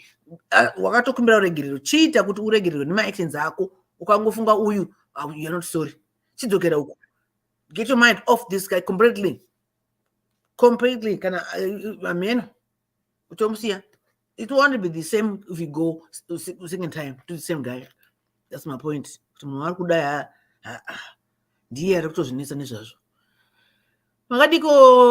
Love. And the boy in him reciting. Three boys. So nice. Yeah. Basane Andrico. Yeah, Takabatan in space panel, but Tirikwedu. No, very right. Yeah. Attend Mr. Elder. Okay, nice one. Thanks, Sibo. Thanks so much, Sibo. For those who are just joining us, thanks. Welcome to the show. In the program, please do likewise follow the page and like the page. Anna tendai mukanda kuvaudza kuti svinirai vana mukaka vo vakati ndezvekare asi zvaibatsira vana vanokura vakadzikama nyangwe akanga ava mumba meso ake haaoni zviri kuseri kwechuru. Zvaishanda here? I'm not quite sure hangu. Ana tendai ivo vano mazuva ano havachasvinirwa mukaka kunhengo dzesikarudzi sezvatakaitwa kare. Okay, so kusvinirwa mukaka uku Mama beliefs, I don't know hangu, but I think maybe could justify this. Kusvinirwa mukaka uku kwaita kuti kwaiti kana wazokura zvireduce sex drive here kana kuti what was the logic behind what was the effect? Saka kuti mukaka wasvinirwa this brings again back to that topic last week yataura nyaya matintini kuti aidhonzerwei some vakati hana kana nebasa rese it's abuse kuzono zvakutosungisa anti vakati vakanzwa David no zvinotobatsira enda akatonaka anoka kuzvimbirira anobata anodziya anoita sei. Saka we want to know more kuti kana muri kuti mimi tende kana kuti mwana aisvinirwa mukaka kuchinena zvaizoshanda sei and again zvaizokwanisa kurevheswa here and again vaiziva the quantity yemukaka wacho kusvinira here and again kana muri kuti asazonake kana aida kuzonakirwa is it not the reason why varume vachizobuda because maybe zvine maeffects ekuti kana wakasvinirwa uchanaki murume akubuda kuenda kuna asina kusvinirwa. Saka I think something that we need to talk about again. Satonzwa kuti kusvinirwa mukaka uku what was the purpose and zvaizobatsirei and I don't know, to be honest. Dr. Love muri sei? Bobo sei ndiri kudi yeah zviri ngodadaro kukiya ndo yacho yeah mamuzo mwana ne 20 chakuti ari kuuniversity uyo kauyo mirai timbotaura naye nezvake tichiita makuhwa edu, but ndiri kuda kumbomhorosa sisipo. I mean, I've missed you so much. Oh, that's beautiful. Myself, I missed you too. Antika, A but lot. yeah, ndizvo. The partners in crime, stateside, ndizvozvo. Yeah. Mirai tichiita makuhwa ehanzvadzi yedu. She's in her 20s. Obviously, there's that perspective, and tiri vanhu venyama. I'm not going to try and be strict, but I will put my perspective hayo in a general sense. Ndizvokudai. This young lady akaenda kugochi akanomwa doro akafara, and tinoziva kuti when you're inebriated, most of your inhibitions zviya zvinokubata kuti usaite chinhu, wadhakwa kana kuti wamwa doro, wamwirira kudaro, wafara, waona munhu anokufadza, bhurugwa rinodonha nekukurumidza. I would want to think kuti kana dai anga ari in a right sense, ane all faculties dzake, aitonyara nekutobvisa bhurugwa rake, asi hapana. Zvichireva kuti zvirimo maari mukati imomo, mekuda kwekuti akaenda kugochi akanwa doro, zvakamuitisa kuti aitei, awane mukana wekuti inonzi Dutch courage iya, minimal effect ye logic or any sense of integrity inenge yaruza. That's ndiyo diagnosis yangu yandokuda kutanga nayo. Kana taona source inokuitisa kuti uite that week, and then you want to stay away from doing that, you have to go to that source and try and figure out yourself kuti chii izvi kana ndakadai ndinozoruza unhu hwangu and my dignity or my shyness, ndinenge ndatova nenhengekeni nemasimba ekuti ndoita zvandinoda, bhurugwa richidonha. That's a simplified and generalized assessment yandaita. So to actually improve from that, kuti sorry, that is just words. Actions dzako ndidzokuda kuona, kuongorora kuti chii chakaitika kuti uite zvawakaita mwanasikana. If you understand that, you can then best understand how you can avoid or control, or at best be truthful to yourself kuti ndizvo zvandiri, and then you try and work towards yourself in that manner. So ma advice yangu ichauya paya ndakupedza, but ngatienderere imberi. Munhu anopa munhu waasingazive bhinzi yako o yake, asingatye kana kuti kunyara, I'm not gonna judge, but pane something chatisiri kunzwisisa kuti chii chaitika. Nekuti munhu anoda munhu wake nyange yadhakwa zvakadii, ndofungawo hangu inini kuti pamwe ndinozvinyepera. Nyange wadhakwa zvakadii, unowanawo mukana wekuti apa pandiri kuita zviri nani here, ndiri kuita zviri right here, wozviquestiona ipapo. Asi ndozwa kuti doro rinodhakisa, rinokubvisa zvose nyadzi dzose dziya. Unotofamba usina bhurugwa futi kana uri muramba doro. Handi? So handizive kuti uri papi, and at what point. So if you understand those my ingredients anokuitisa kuti udaro, at best be honest with yourself what ndizvo zvandiri. But at minimum, try and avoid those situations. You will find yourself not committing or actually going through the same mistake, at least in the same manner. Pamwe kuchazouyawo chimwewo chinozokuintaisawo kuti udaro, ipapo unenge wava repeat offender, zvichireva kuti wava hunhu hwako. It's not about a gay, opportunistic situation. Yatova hunhu wako and your behavior. At which point, I will keep on saying, be honest with yourself, and then see, look at yourself in the mirror. What in Jandiri, and is this what I want to be? And is this the life I am choosing to go? And if you don't like it, then you've got the power to change it, because you are well equipped. Kuti uziwe kuti where your weaknesses are and where your strengths are.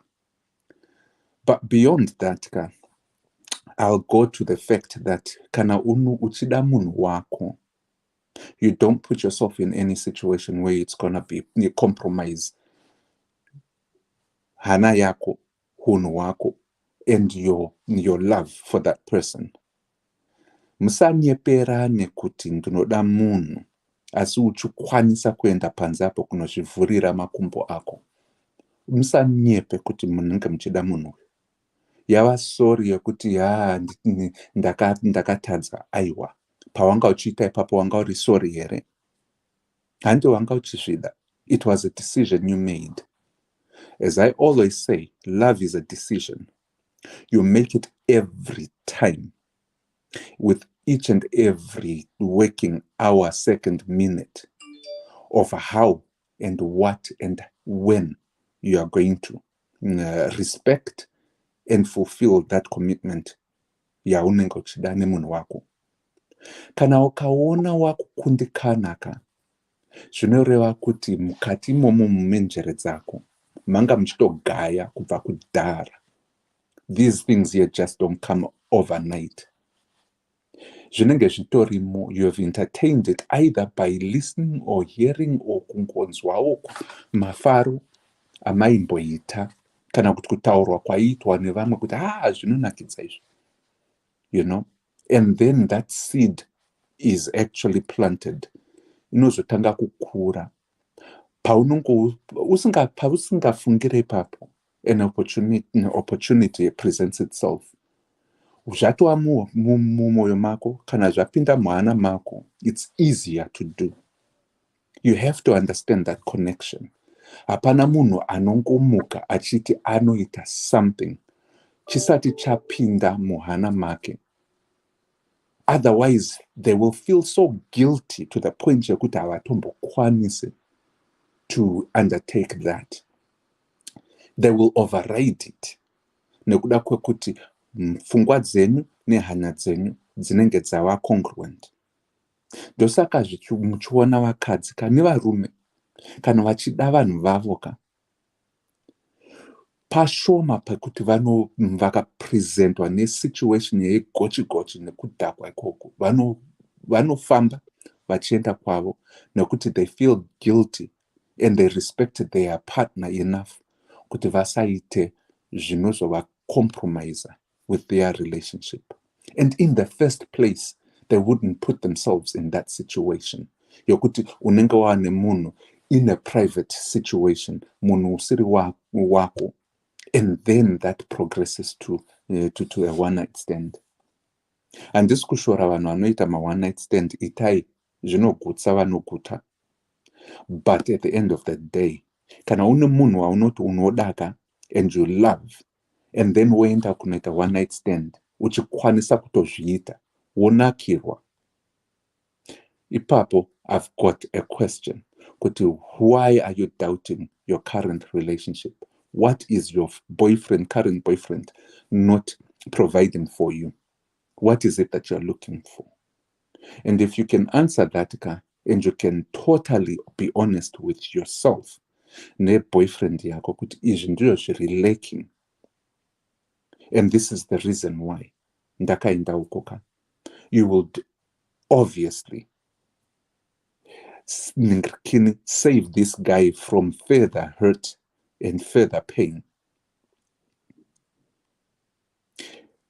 And yourself, you will be honest enough kuti apapa handichakwanisa, and then you can move on, or you can move to the next best thrilling, interesting one-night stand. because yatova dopamine ka iyoyo yekuti unongoti wakutoda kutozvizi to release that and to experience it again. Ndosaka wakukwanisa kuzvifunga uchiti ii paya my way. And sezvataura ndisisisivo here, or the lady that was talking before, kuti if you go again kune munhu the same person wakumutsvagira kuti okay, I want a long-term relationship naye, kana kuti a short-term your relationship, and there is no kubirira, hainake sepawakabirira the first night, unless you put your situation in that same conundrum yekuti uri kutobirira and you are cheating. Because what happens is kuchachura nyama kapaya, paunochachura nyama inonaka, asi paunenge wozoidya paya wapakurirwa, dzimwe nguva haitombonake semanakiro paunenge uchichachura nyama, unenge uchibirira ipapo. So you need to understand those psychological cycles and chemical reactions to what you were doing. Because at the end of the day, adrenaline, nema dopamine shots, sex, wanda, it comes and goes, and it's in short fuses. And it's never going to be the same. Nyango wakazoti naye, it wouldn't be the same as the first time you did it. Mabirana. Maybe it might be that good, nakuti you've got an experience, but not as good. And you could actually compare it newako uya, your current boyfriend. And then yakadakuita equal. Then what is there to hold this guy here, who you were one night stand, to your relationship? Would it be the same relationship in your current boyfriend, who is honoring you and also wanting to work this out anyway? Your boyfriend, one night stand, akaziva, kuti you are cheating on him. Would he have the same reaction as your current boyfriend? Is he going to have the same temperament? Because what we are looking at is a 20-80 rule. You are looking at the 20% yes satisfaction here, and you're going to lose 80% of what you already have that could have actually been more fulfilling to you, only if you thought in terms of the structure yawakanakirwa here. Kwete kuti uyu ndiwangu. Okay, let me one step back, and then I'll make this fast. The reason why your current boyfriend is becoming monotonous is because you already know kuti he is going to be there no matter what. The reason you know he's there is because he has tried to forgive you. But chokodin chokuta hasate akuforgive. I don't believe, because that is a personal and the most intimate thing that anyone can ever have. Kuneindwa kuhondo nenyaya yebonde. Kune mishonga iri kutotsvagwa nevarume nevakadzi kuti mukadzi nemurume asabude. That's how critical and important that is. Dai zvanga zvisina nebasa ka tichitoti chingoenda iwe nekubhawa enda wodzoka hatina basa newe. The reason why it is important is because it is supposed to be a thing that is more sacred and more private than any other thing. Ndosaka tichipfeka hembe kuti tizviwandise izvozvo. And yet you say you can share it with another person. Ipapo ka ndipo patinokanganisa. So until and unless we understand that privacy, the importance of the intimacy, yokuti ichi ndichangu, kwete kuti I own it, but it is set aside for me. And I'm that special enough for this to be set aside for me. When you understand that connection, there is no way in this good green earth yaunozoporongesa munhu by cheating or by going out for one-night stands. So I ask kuti, what really happened before? Ndanaka kufurira. Who are your friends that are actually giving you information inokuitisa kuti usakwanise kuona kuti munhu wako uyu is that important for you to put yourself in a compromising situation. Until you get that point, and until you understand that, as tunoti sevanhu vakuru tunoti aiwa muchiri vaduku, you are still learning yourself. But nekudzidzaka, dzidzai nekwatakabva, and learn from the mistakes that we have made. And some of these things, zvema one night stand, zvokuda ngobuda buda une mukomana kana kuti une murume, they never ever, handina kumbonzwa munhu akati they succeeded and were so successful and prosperous and peaceful vachiita zvokuiti kumbomupa kumbopanze. It ends up in tears 99 to 100% of the time. It always ends up in tears, I should say. And it's never tears that are necessary. They are ones that we choose to do. Kwete kuti hatina simba, but because tajifunga isusu, tichifunga kuti tisu takangwara, we are the only ones that are not going to be caught. Vamwe wose vakapusa ndinozwa game dzangu. Both men and women do say that. But at the end of the day, pachauya zvirwere zvichakubatisa kana uchabatwa red-handed kana kuti uchazowana iya inonzi come wozoona kuti hazvina kunaka.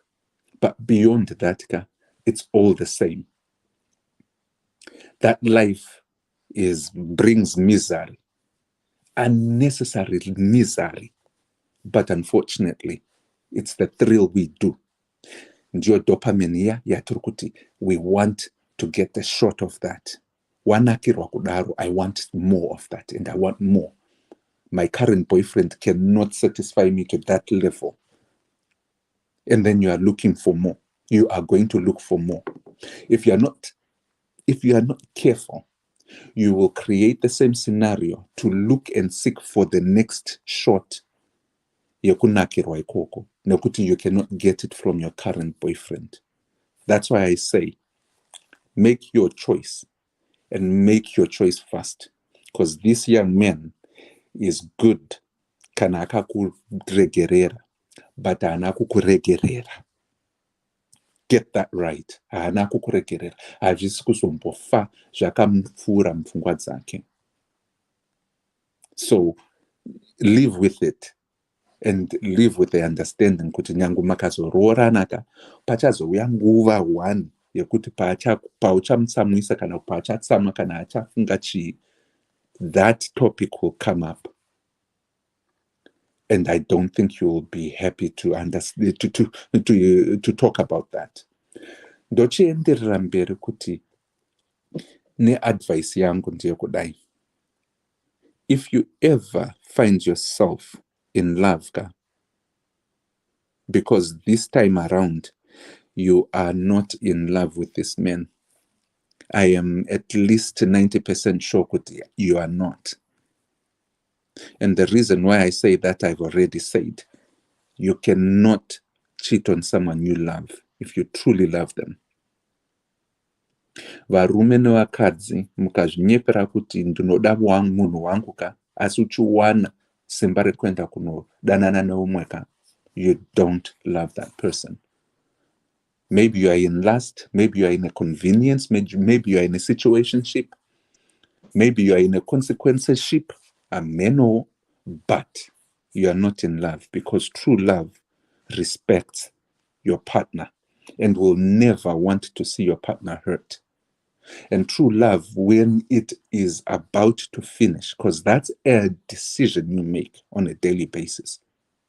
When you decide that I no longer love this person, true love will openly say it and work towards an exit that is amicable and not gonna hurt the person you loved. When that happens, ndipo patinoti you are a civilized person. with their emotional quotient iri adulthood. Vakawanda vedu tiri vana, tinowanda setuwana tokuti tinongoti apo neapo neapo dirting here there tisingakwanise kutaura zvatinoda, and we end up hurting the people that we say we love because of this. I will end up by saying this, as I say with my advice to you, young lady. You are still young, you are still in college. As they say, men are told to go and sow your wild oats, the oats kunzoko. I'll advise you to take time with yourself, understand what happened that caused you to uvure makumbako for a stranger, and be honest with yourself. This guy here doesn't need to be there when you are going through that process. Find yourself out. Understand who you are. You are not ready for a relationship. You are ready for a situationship or a convenience-ship. Nokuti, maybe you don't want to be alone. You just want the title. But that title alone is empty if the commitment and the integrity is not fulfilled within that title. Saka, do yourself justice. Step back. Do what you need to do. But don't strangle along Munu. I think he's a decent guy. Uyo one night stand. Go ahead and see if that's gonna come back with the same results the first time you got. And then you'll learn your lesson. Nakuti, when we say learn from our mistakes, sometimes it's better to learn from your own mistakes. But the consequences are gonna be dire sometimes, because it might end up you losing one person that could have been your whole life, and opting for something that's going to give you pain for the rest of your life. But the choice is yours.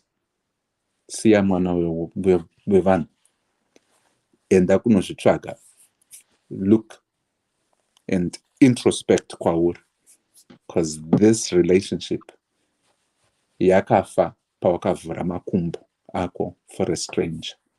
Ndapedza. Thank you so much, Dr. Love. Thank you so much. Thank you so much. For those who are just joining us, welcome to the show. Welcome to the program where we are discussing a why night stand show. Yakaitwa ni mwana daruma 20 something who is at the UZ. Just a quick reminder, on Friday, talked about barika. If you know somebody agakurira pabarika, kana akabarwa pabarika, kana kuti akarorwa pabarika, kana kuti ane barika, please, we need to learn. We need you to share with us your experiences, your knowledge, what you know, your thoughts and your views about it. All right, Dr. Love, I've got a question that I want to ask Ms. Nasibu. Yes. I think because when we look, because of the difference of the generation, because tinema generation gaps are up, what they used to do, which is different from what we are doing. Vana vedu, they've got their own mindset, which is different from us. Vana seguru vedu, it's something that is always different with every generation. So can we not say, good thing, I'm at 2000, right? In their own perception of seeing things, to them, it's normal. Because I can give you an example. You could see, if I am to talk about how good Zimbabwe was during my era in 1970s, when I went to school, I did my grade 1 1976. I tell you, free education, everything was free. a sachet. I think I get 500 mils. Yeah, fresh milk. Mkaka. Type wama heu. Yeah, type wama heu. Right. Type gashebed. Wait to kapu 25 cents. Yaka katwandisa. Half cent. You could buy chimbu chichiponda moyo. You know, all that kind of stuff. Bazi, wait to quit a buzz wenzi. You know that so. Kutubata nzeve. Kanoko bata nzeve. Now waunza ubada. But if I'm to tell mwana wanhasi kuti do you know kuti time yandakakura inini kulocation, every location, kungava kumukobha, kungava kumakandeni, kungava kupi kumahamavheni, kungava kumbizo, every tuck shop yakanga ine paracetamol, every tuck shop yanga ine chlorophene, norphine, minimum mapiritsi, every tuck shop yanga ine kafamasi kadiki kekuti you can get medication from there. And every family yanga iri mutown yaidya 3-course meal. Maitodya mainwa tea nemazai. Kana musina mazai on that day, mainwa tea nechingwa chine makotopeya, kana chisina makotopeya pachinge chine macharini. It was a basic. But nowadays manje kuti munhu amwe tea nemazai zvakutoshamisa. Havazvinzwisi kuti no, kutonwa tea sana mazai zvotoshamisa kuti hamuswa tea nemazai, hamuswa tea nemukaka. Shamisa, because when I don't think every Maxendes or Tedumaka, then I think half dozen number mazai tuck shop. Lobios, Wakumana Mosaic away from Nizungo already people, Lobios, where I'm going to Chitsodi, Chingachita Fungaira. Catting us Chimachini Mazamu Chachini to quite to Mozunga to so, right? Postman. Tanita Maleta box said Daga Cambaso, Anganeburi newspaper, Mukaka, Tanima Matoke in the blue near a yellow. All those things were there. But someone asked kuti tauna free delivery ye milk. Zangas they don't believe that. My point was kuti, is it not kuti all these things which these AMA 2000 are doing have been there, only that publicity and communication wasn't there, because nowadays everything is through social media, internet. Imi muri ku America, ini ndiri kuno ku UK. Vamwe vari ku Zimbabwe, vamwe vari ku China, vamwe vari ku Australia, ana Clarity vari ku New Zealand, vamwe vari kupa, vamwe vari ku Australia. Kwese uku kudhara yanga iri tsamba ende yaita mwedzi kuti isvike tsamba yacho. Saka is it not the same kuti these things maybe they used to happen, but because source of communication was so limited to a point yekuti zvanga sikaende viral. Whereas manje izvi zvakuita unga zviri something new to us ama J50s, because to these kids sex is just sex. They havana zviya zvekuti zvamuri kuedza kutsanangura kuti zvakadai dai. To them vanongoti sex just as good as I'm kissing you. It's part of romance. If I can let you touch my breast, or if I can make you kiss me, so what difference of you having sex with me? It's also part of romance. Is it not so? Is there any difference now? Or the difference is tirikutarisa isusu with the eye of our generation, which we are trying to inflate or to impose to AMA 2000? You know, those are very good questions. But I would tell you that history has always proven to be correct. It repeats itself. What we are seeing pama 2000s yana zvakaitika kudhara kwedu. Kudhara isusu tisipo. And it's cyclical. Hazvisi zvitsva izvi. Ana Sodom naGomora variko biblically 2,000-3,000 years ago. Zvakaitika izvi. Hazvisi zvitsva izvi. The problem is this, and this is why I say kuti kudzidza kwakanaka. Ndiko kuti tinzwisise kuti zvinoitika nhasi hazvisi zvitsva. We try and look and glean for new knowledge to understand our surrounding. Ndosaka tichienda kuzvikoro tichida kuzwa 1 + 1 = 2, nekuti wakaenda nemombe 2 uchadzoka nemombe 2. Wakarasa 1 watoziva kuti wauya nemombe 1. Saka wakuenda kunotsvaga imwe. And you understand the consequences of not doing that, of not understanding calculations or counter kind of kutaura nevamweka, is that there's mixed communication and there's lost opportunity. Kwatiri mazuvano, when we grew up, situation here was different from our grandfathers because our grandfather's situation was based on a neo-political and colonial era. Yanga yaka influenced, and before you know it, years back of an independent black man in his or her own country or in his or her continent, and they had pride in that. And that slowly changed. Isusu patakazo wuyaka. Our grandfathers' experience with their fathers and grandfathers was different because they had seen a situation that was totally different from us. See, kana tozoda kuongorora kuti how our society actually had to conform kuti vaite say tienderane ne the times of the situations and the times of that period. We changed bit by bit. Vakadzi nevarume respected each other. Asi tinoziva kuti konana Sodom na Gomorrah panga pane chandada ndicho hedonism here. What makes me feel good? I only live once. That's the same thing. As this is retries. So anditombo, I'm not surprised kanama 2000s akuti sex is sex ka. I already know kuti this is a phase and it's gonna course correct.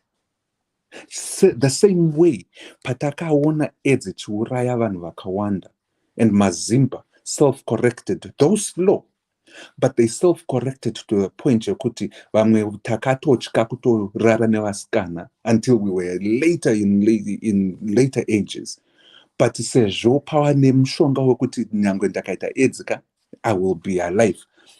The mentality has changed now. I can go and sleep with anyone else. Because of that, it's the social, political, nema economic situations angatoripo kudhara. So I don't, inini kanditombochikira kuti ma 2000 pfungwa dzavo dzaka is totally different from ours. They are responding to a situational point yekuti that's their life. They don't have ma physical kin zvazvo zvataita zvokuti taipimba vasikana topedza 2-3 weeks tichiti hey pamwe achandipindura pamwe achandiitei nemasnail mail aya. Manje, it's now instantaneous.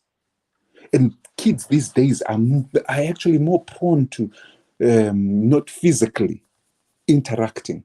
They would rather feel better and feel confident behind the screen of a phone, kind of a tablet. So you understand, Kuti, even in doing so, there is a faster rate in which they are going to get to that point here, third base, fourth base. Isusu taita first base yedu, tomira 3 months, toenda second, third base yedu, patinozoita fourth base tawa kuti tawa mudondo muya, tomboti brukwa pasi, takudai. That would have been 6 months down the road. Manje ivavo, because of that instantaneous communication and the fact that all these other things has been sped up because upenyu hwedu takuona zvichiitika just like that. Vanhu vanoto handi mukomana uya last week akatumisirwa manudes asati atomboti ndipeiwo manudes. The fact that we are in a society that's technologically advanced is the reason why my societal changes are happening. And it will self-correct itself. Trust me. The next generation or two are going to actually respond in such a way that they want to preserve themselves when they see the disaster that is coming from this generation. And then normalizing situations that were otherwise abnormal. They are going to self-correct. And it might actually go extreme, either wild or conservative. Remember, I'll give you a very, very recent phenomenon. When Barack Obama was elected president, what many people don't understand is that the reaction of America to a black president actually backslid them and kicked them to the point Jakuti they chose a fanatic and a useless useless and a sick man in the president that came after Barack Obama. Why was that? That was a self-correction and self-realization by the people when they realized that we need to self-correct, and they chose anything and anyone that resembled them, and that majority went for the for my votes, and they won. But guess what? That self-correction, we are still feeling it today, and the embarrassment of it all. That's the same thing. It's the same. My self-correction in the next cycle year political elections, and this next cycle of in our generation, these kids will be our age. They'll understand the consequences, and they'll have lived through those consequences. And when they self-correct and they give advice, they will for sure heed our advice here turikutaura nhasi yokuti hauvhurire munhu kumakumbo ako kana uchimuda zvechokwadi.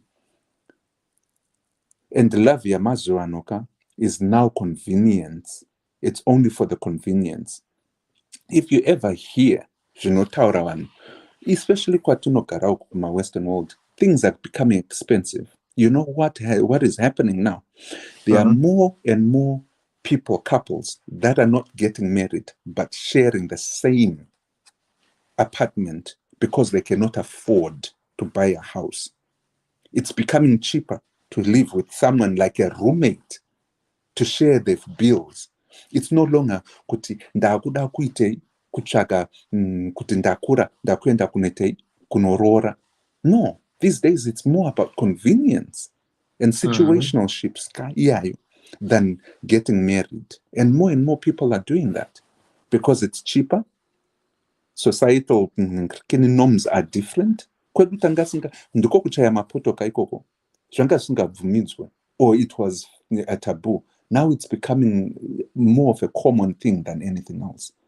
And it is because of the economic factors that are influencing those decisions.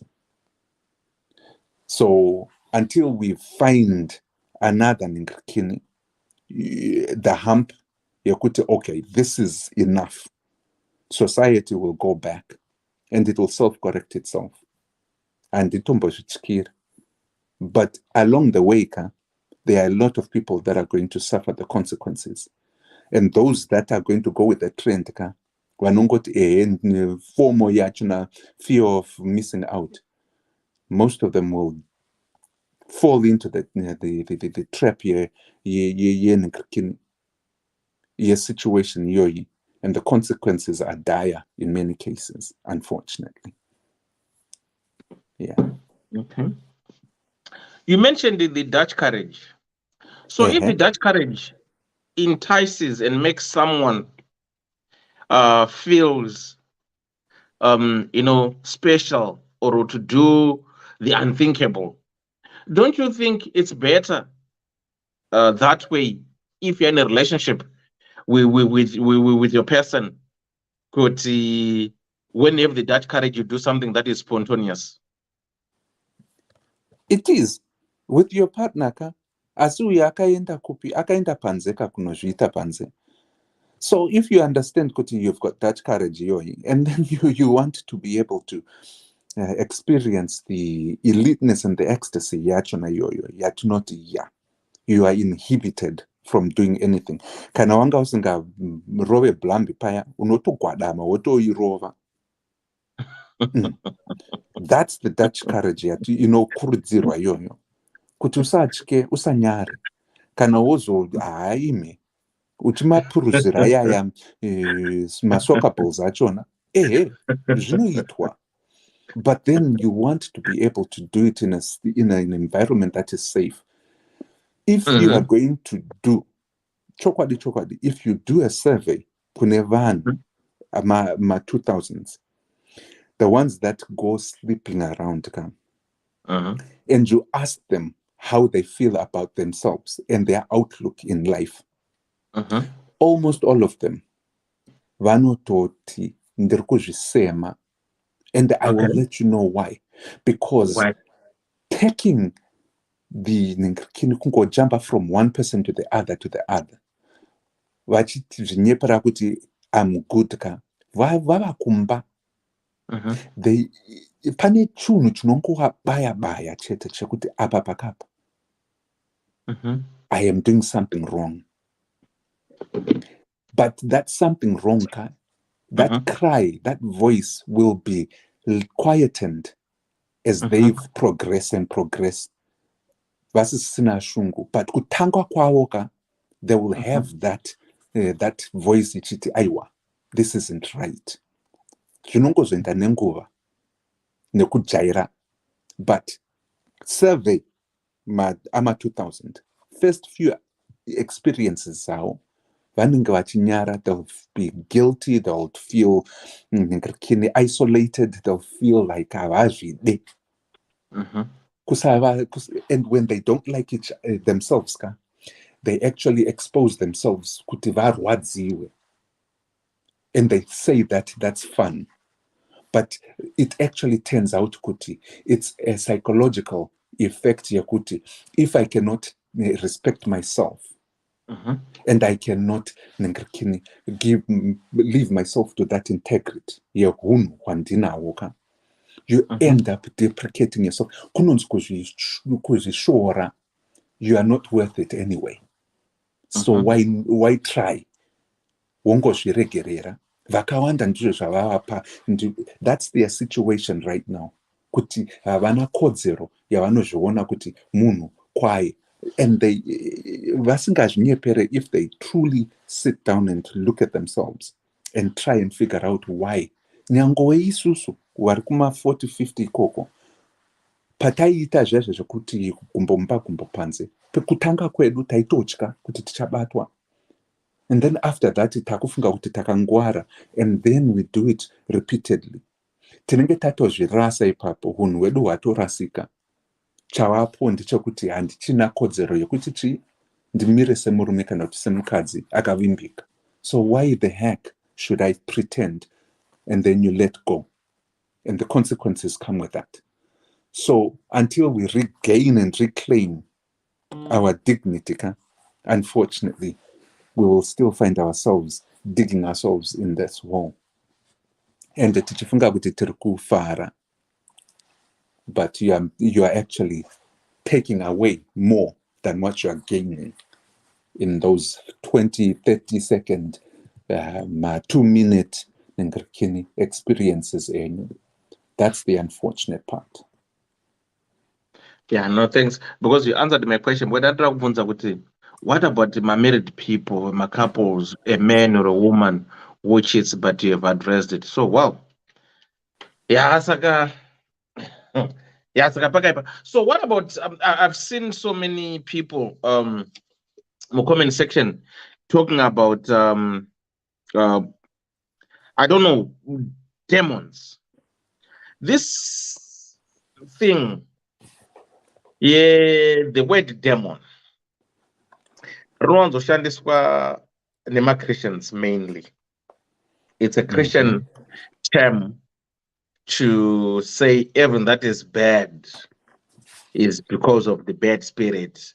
It's demon or the Satan way of trying to, for me, I would say it's a way of trying to run away from my responsibilities or to avoid, to acknowledge, to own up, in I'm wrong. The Satan, this is a way of trying to blame, to shift the blame and find comfort in saying, no, it wasn't me that day, Satan. So somebody said danzi kurara mwana yakarana wakomana wakawanda andrama demons, and Sonia went on to say kuti anima spirits, demons and spirits, I think they work hand in hand. And you end up anima spirits yekuti amwacho anonza poverty, urombe. Then others talk of body count. How does it associate with sex? So are we to say, say for instance, munharara, let's say in a very prominent, very well up, is that person going to be well up as well? No. Because zvinenge zviri kuti ukara nevaurombo zvinenge zvinoattracta urombo seri setomboti musikana enda ndora nevanhu vesana maPhD ya. Saka is it going to make this lady become a PhD holder here? Zvinounza because ndopanda why is it if something tikangofeila toda kuzvirelata nekuti mademoni mweya wakaipa? So how does it work? How does it locate kuti you are running wakawanda saka wakutofana kutoita zveuromberi? But how do these demons know kuti you are supposed to be like this and put away wakanaka wacho kuside? How does it work? Can you try and help me on this one? Imi munenge makuda kundiendesa kwandanzigari kuenda, but I am happy to share my own perspective. Ndanchida kugara secular ideology nema logic, but kana mozoda kuenda religion ndizvo kudai so I can actually dabble in this one because I understand it better in my own perspective. That's what forms my decisions. It forms my perspective. Quite a religion per se, but Christianity. And what I do understand with Christianity is that there is a devil out there. Okay. Asi zvakawanda zvatunoita isusu sevanhu. Tunopomedzera Satan asipo. It is our own careless and unfortunate behaviors that cause us to act this in some way. But I understand that there are influences of bad spirits dzinokwanisa kupinda pane munhu and influence that person to make them act in ways that are just not typical of this person. Pane mademonica aya mashavi ehurombe anenge ane munhu, and mademoni ayoka is that's why it is I don't know, the phenomenon yandatraya kutaura nayo ndeyekuti the intimacy yetrue yemablambi nebhinzika is such that it is very, very, very, very sacrilege. Ndosaka ukaona munhu anoona porno zvakanyanya, the reason why he or she disrespects their own body and will never fully experience the enormity and the ecstasy, yes, sex with their partner. That phenomenon yoyo ndiyo inonzi a demonic attack manje. The reason is this: whether you know it or not, our emotions are spirit related. There's a fear, the spirit of fear, spirit of anger. Vanumati ma spirit. Mweya yokushatirwa. Wanga wapindwa nemweya rudzi iwe. Pawashatirwa ukarowa munhu kuzve kudaro. You know, tishona chachona chinototsanangura kuti the emotions that we emit and we actually pull out, some of them are related nemweya wakaipa. But let me put it this way. Emotions are not bad, but it is consequently in the situations in which you carry out your emotions that could actually bring you into a bad situation. If you are angry, you are allowed to be angry. But what you do with that anger is the question. You better be sure to control your anger. You see, there is a difference. You can be angry. You are allowed to be angry. You are allowed to be fearful. But when you are fearful, don't allow yourself to sit back or nyara to do the right thing and stand up. When you do that, the consequences might be dire. So those emotions, gatisama wandise, but the spirit that goes with it and the actions that go with it are what makes it good or bad at some point. I don't know if I'm explaining myself. There are people that get angry. Asa varove vanhu. Asa anozviexpressa kuti apa pakapa ndatsama. Asi wondinzwisisawo umwe wangu kuti izvi neizvi handizvifarire.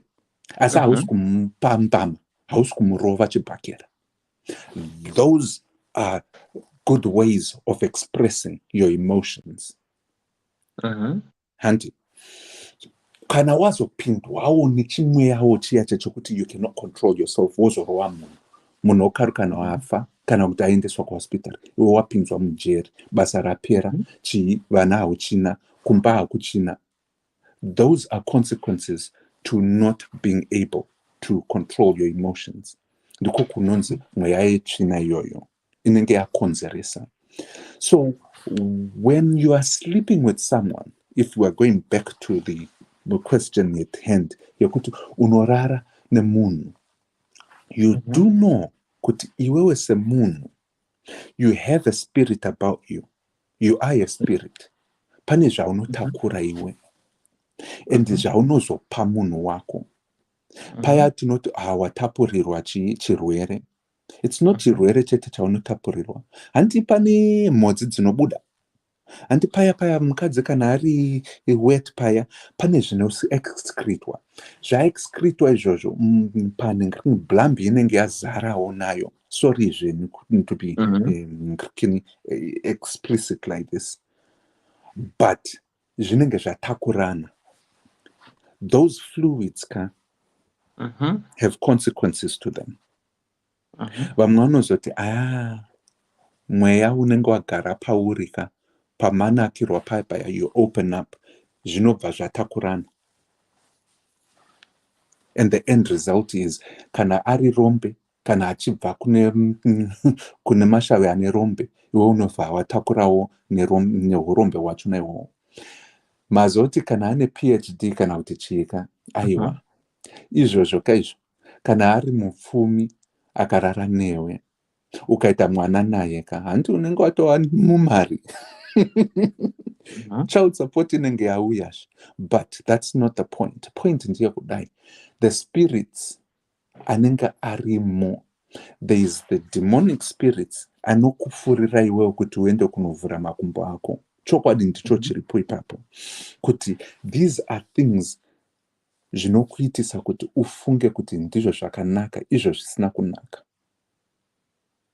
And the demonic forces anenge achikurwisa iwewe, anenge achida kuti uwewe uende into a situation where you will be compromised and you will probably lose everything that you have.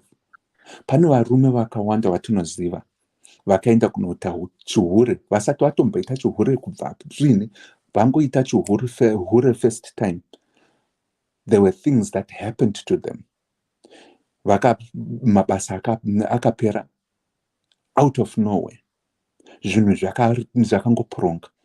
Mukadzi akamusiya, akasiyiwa nemukadzi.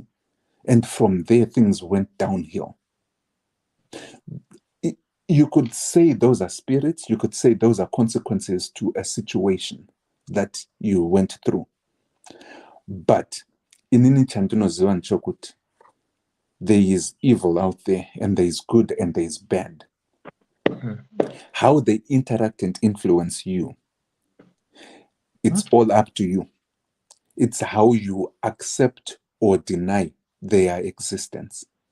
But influence iripo kamkoma ndiye kuti whether we know it and whether we say it, matauriro andiri kuita nhasi, I am speaking these words, achanotokonya somebody, achandivenga hake, because that spirit yandiri kutaura nayo nezvayo ka pamwe ndiye munhu ane rudo. I want to believe that I am trying to say my things nerudo, ndisingadi kurwadzisa vanhu, but zvichanomutokonya. Kumutokonya ikoko, it's a spirit inenge ichikwikwidzana nespirit yake. Makamboona here munhu wamunotanga kuona kudai somoti uyu ndamufarira kana kuti uyu handimufarire. Why is that? It's because the spirits are connecting and contacting each other. Isusu tisingazvizivi. The attitudes and even the words that we start speaking will influence somebody's spirit, munhu yeye, and it will end up him or her liking you or disliking you. Musingatombonzwisise kutoti munhu uyu kauyu andifina mani zviya zvakumundifina handizive sei. But what we don't know is that the influences are coming from the attitude, the demeanor, and also the words that we speak. And those words are spirit talking to spirit. And as human beings, our minds and our eyes are slower than the spirits that are in our heart. The spirits in our heart connect to each other very faster than our minds or even our words could actually say. That's a phenomenon that is very, very complicated but intricate at the same time. And it's very simple as well. But we can never explain it with science. So tunovatati aiwa, that's just my belief. And I'm not going to force anyone to believe what I believe. So I will leave it at that. No, you're not going to leave it like that. No, because I've got so many questions that I want to ask. Flavin Sangare asks, does this lead to soul ties? Chokwadi, it does. That's where those soul ties come into play. What people don't understand is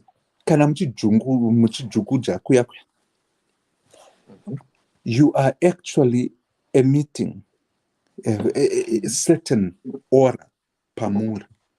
If you were to actually put a heat light, kind of heat lamp, on top of two people, you can actually see the differences, the magnetic fields, the heat at certain points of each of their bodies when very busy.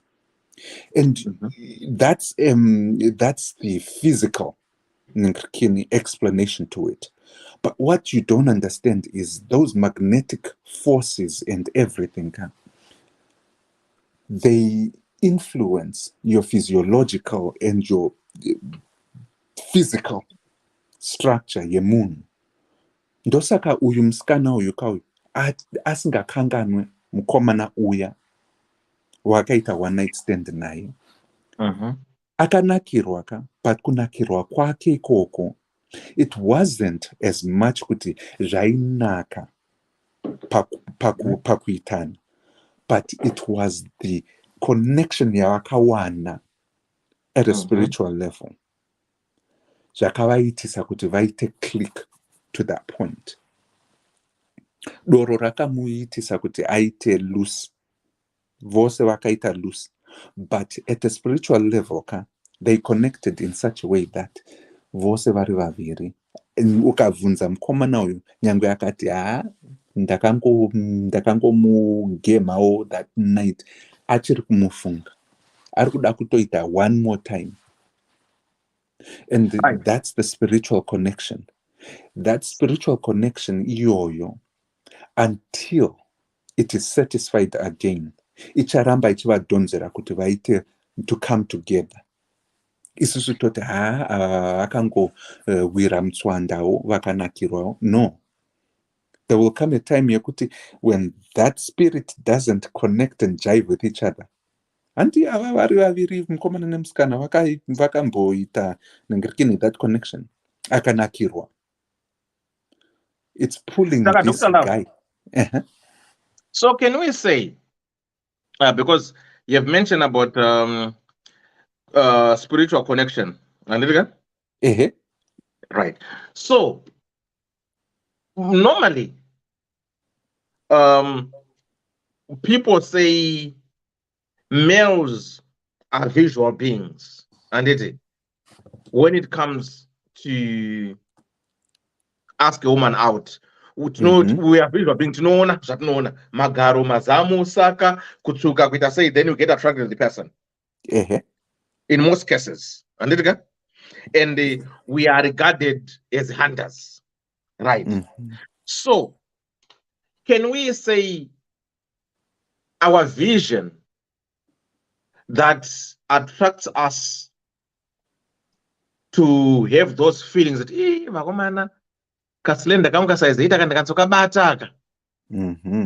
so can you say our vision is transformed into feelings, and feelings are then moved into connection with the spirit? Is that so? You are connecting yourself to the person, the inner person. Body ka ndiyo kungodana munhu kuti aiwa enda munotaura neni, uya utaure neni. And then makamboona Halle Berry akanaka sei mukadzi uya? Yeah. Makamboona iye anonzi Beyonce kunaka kwake, asi vose vakachitwa nevarume vavo. Vane body imwe iri banging, ana Jennifer Lopez vane body ari banging, asi varume vavo vakavasiya, vamwe vachona vakavachita asi vachinawo. The reason is not because it's the body. No. Body is what attracts. Ndiyo inototuma munhu kuti ati ya taura neni. But it is the spirit. Zvinotaurwa namukoma gwangu kuti vakadzi vekuZimbabwe dzimwe nguva vanotaurisa. Ndosaka zvinhu zvisingaitei, zvisingafambe. It is that spirit yekutaurisa. Kwete kuti vakadzi vemuZimbabwe chete, havakadzi vanotaurisawo. They are vakakomborerwa nekutaura. They've got the mouth and they've got the verbiage. They actually speak. Hold on. Hands a good benefit. What is soul tying? Hakuna zvakadaro. Dai vamwe vakafakare ne-overload yemaspirits. Dr. Love, allow me to say this to you. Aiwa. No. Vamwe vakatotakura zvakawanda. Havasati vafa havo. Asi vari kutakura zvavakatakura ka is insurmountable. You will never hear it being said out, but zvinenge zvichivawo remera vanhu vakawanda. That's what I would say. Kufa havasati vafa. Hanzi ndakazonzwa umwe amai vachiti indakafa kudhara, asi vachiri vachifema, vachiri kudya. What she means is that her spirit died a long time ago.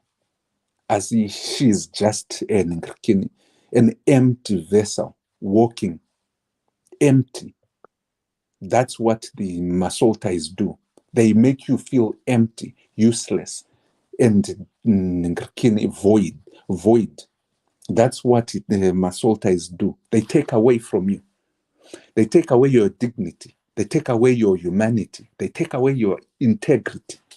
When a person akasawana izvozvo, then they turn out to be an animal which is uncivilized. Pakadaroka unenge usisina kusiyana nembwazve. Saka, Dr. Love, for argument's sake, if soul ties are meant to be soul ties, and So what gives the other soul tie the power to overtake the other soul tie and make someone empty and make someone void and make someone to behave like a dog? So that means these guys were not soul ties. Can you agree on that?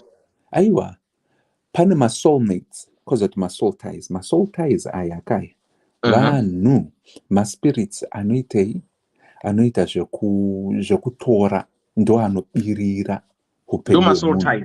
Ma soul ties. A soulmate is someone wekuti kana ada munhu atomuda, they will feel like they've known each other since kubva vachiri vaduku and vachifarirana nezvakadaro.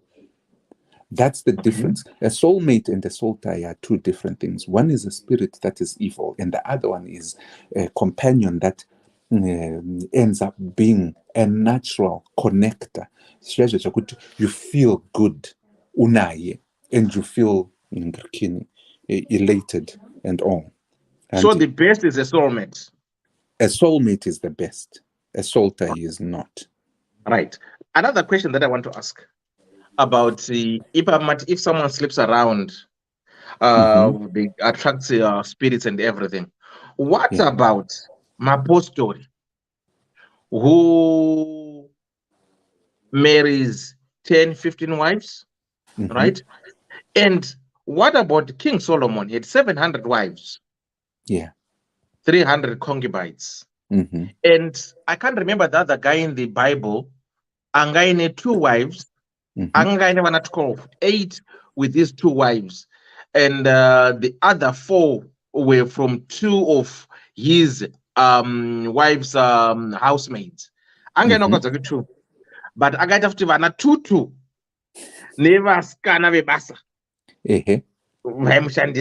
Saka, pakadai so apa. How does it work? If we are to say ukarane wakadzi wakawanda, ukarane varume wakawanda, at times, that kind of stuff. So pakadai so apa, how can it be defined? What's the difference? This is where we want to expand the knowledge that we have, Ipopanap. And I hope I will do justice by doing that in Teyekodai. Do you know that King Solomon died a poor man, quite a poor, in pain? Okay. And he said in Ecclesiastic, kuti, hands ndakaenda zvakawanda. I had many wives, ndakarara nevakawanda, ndakaenda kunowana goridhe, ndakaita architecture, ndakaitei, asi zvose izvozvizvi, when it comes down to it, means nothing. You have to read kuti anga nevakadzi 1,000 plus. Asi, what was the result of those 1,000 wives plus? Tisabatire nyaya pamusoro. Tisingazwisise kuti yakazoperera kupi. Solomon akafa achitambura.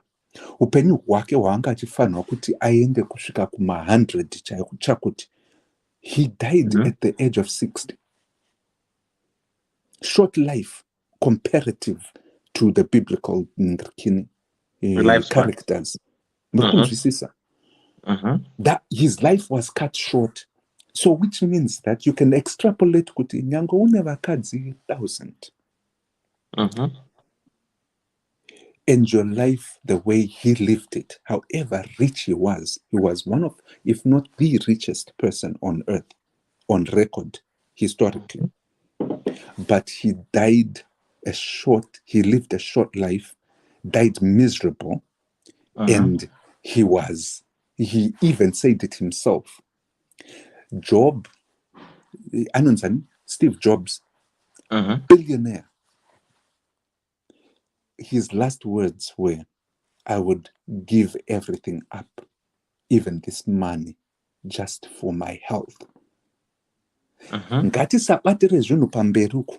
tichiti kumusoro tichiti angani 1000 iwo mapostori handisi kuzomba handizive kuti religion yavo ndeyekupi yakaita sei. Pamwe ari kuteedzera zvana Solomon izvozvo zvinani ndikini kuti inga vanga vane vakadzi.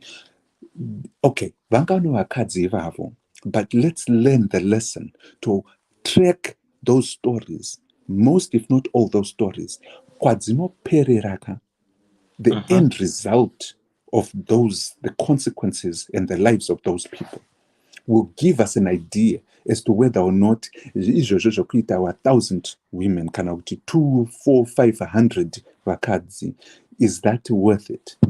Their stories will tell you no in many cases.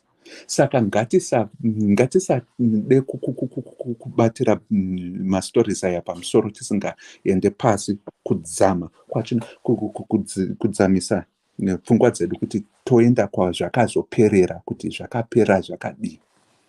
That's where I can go. Ndakazoti, when you started, you said men are hunters. What does a hunter do when a hunter catches its prey? Anouraya. You get what I'm saying? So if men are hunters and they catch their prey, they are not going to play with that prey. Hey, you are a pet bunny kana kuti chi. Inouraiwa kuti idyiwe. If you get the meaning of that, we will have to change the narrative to say men are hunters. I don't have a better statement to substitute that, but I know, Kuti, it's incorrect to say men are hunters, because as we all know, Kuti, hunters eventually, inevitably, kill their prey. And the isusu ininangu, and the dukuraya mkadzi wangu ini. Maybe I'll kill her with my love. And on the other hand, killing a person with love only causes them to not like you even better. So there's a balance, ipapo. So all I say is this: kana iri nyaya yekuti say mapostori ane vakadzi 10. It's their religion. Ameno kuti vakaiverenga papi muBhayibheri. But what I would urge them to understand is, with those things that they are following, are they following it to the end of the story of the people they are following or emulating? And if the consequences of that ended in a good result, good for them. If it works for them, good for them. As in with what I've read so far, I want one mukadzi bobo. Okay. Right. And Dr. Rose, sexual energy is a scared force that should be used in a specific way, such as within the context of committed relationship. Engaging casual sex or having multiple partners may be seen as a misuse of this energy that can lead to disconnection from the divine or higher power. I don't necessarily think it is in the Christianity perspective, but it's just insinuating that the thought, feeling, and emotional make that causes one to have or act in a certain way. On the other hand, sexual connection have got serious effects on people. It can make one surrender themselves to a total stranger and give control of your money, property, etc.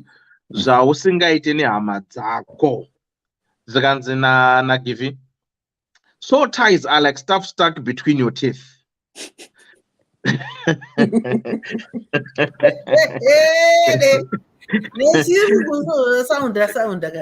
Yeah, Dr. Rose. And that's what destroys Solomon. When they say, and just because someone in the Bible did it, it doesn't make it correct. Zagana Rose, exactly, in Dr. Love, people make reference to the Bible out of context and cite the bad examples. Zagana Dr. Rose,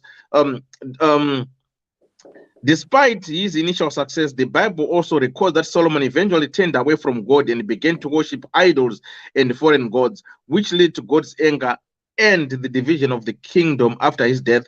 In 1 Kings 11, verse 9 to 13, God tells Solomon that he will tear the kingdom away from him and give it to one of his servants. The Bible records that after Solomon's death, his son Rehoboam became king of the southern kingdom of Judah, while Jeroboam became the king of the north kingdom of Israel. He ultimately turned away from God, and his actions led to the division of the kingdom after his death. Well, Connie, Mirogadaro, Connie, what do you say? Right, Mirogadaro, I think Seguru Benford, Vada Pindra, Mukoma, Dr. Love. Seguru Benford, what do you say? I'm going to Magadiga. Right. Dr. Love, Waripo. Vanwerudzi rwangu ndavakonewa. Why? Tingaitawo nyaya inongopera iri nyaya isina kuinda kumashavi nemaspirits here zvokwadi. Ndaanzingadi kuendako. Vakomana ngatimboitawo dzimwe nyaya dzinongoperawo dziri nyaya tongotaura dziri nyaya yopera yakadaro. So tying yokuti kudini ipapa. Inini handina so tying yandinoita nemunhu. Kunze kana ndiri ini ndinototaya hameno hazvo vane zvinhu zvavo izvozvo. Inini handina chinonditaya especially through sexual means. It's as simple and straightforward as it is. Mujolo unoperera ipapo. Regai kana vanhu vanozipirwa vazipirwe vadii zvidii hazvina effect tisidzirana vanhu panapa. Iyi nyaya iri simple straightforward. Munhu wamati wakaita one night stand yake yakaita. It's as simple as that. Hazvivaki relationship yake is as good as over. Varume vazhinji kana vakaita seni, we don't tolerate that nonsense. Kana wangochita zvapera zvakadai, that's ndo case yatopera. Zvokuzonzi kwai so yake yazotaiwa yazodini, ndo zvinoita kuti tisareflecta, tisafunga, tongogara takazvisungirira pamadhimoni, swera tiri kumaprofita tichidini, tingaadvanza sei senyika zvokwadi nezvatiri kuita izvo. Dr. Love musazodaro mani. Aiwa, indati ndaanzingadi kuenda ku-Christianity, but the truth is that zvitoriko. Hakuna zvakadaro, vanhu ngavafunge kumberi. Iwo nezviti akunetsana yeSolomoni wakazodini. Solomoni wakazviraramira akarova mujolo wake kusvika afa, zvinhu zvake zvichimufaira.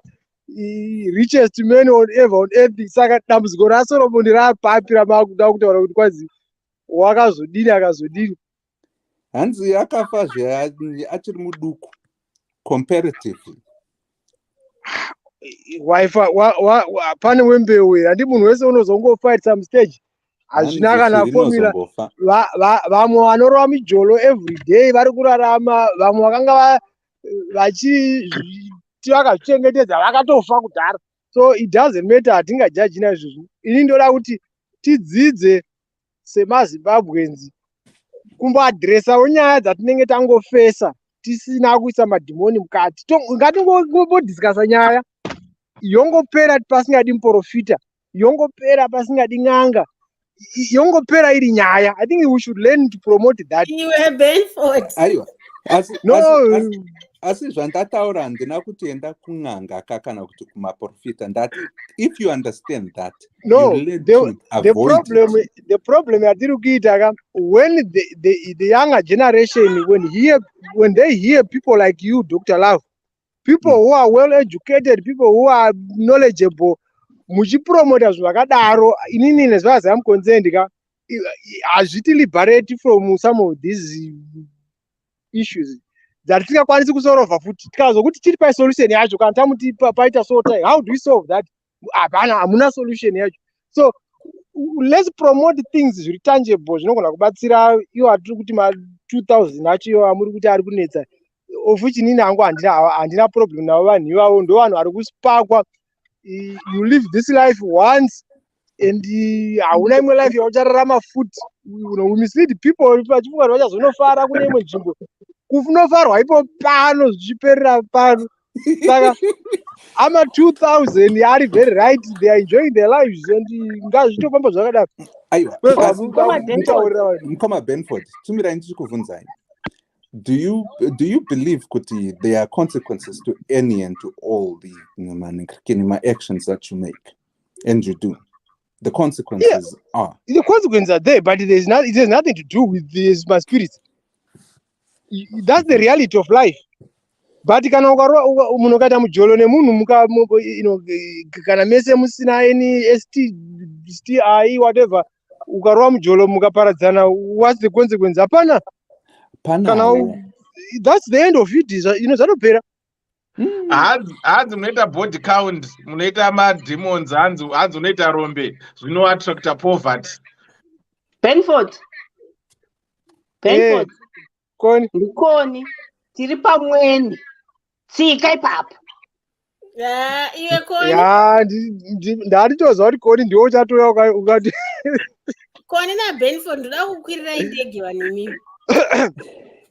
To be honest, I think it's not tichiseka runge pashow panapa tikudika, but inini my people, let's be serious for once. I'm personally very serious about these issues. Zimbabwe, nothing is working for us as Zimbabweans. Uganda politics. Mune mhepo dziri muno dzakasiwa dziri muno. We can't change this system. Mune mweya yevanhu iri kungodzungaira. Mukaenda kueconomy chaiyo, let's build the economy. Mune mhepo dziri muno.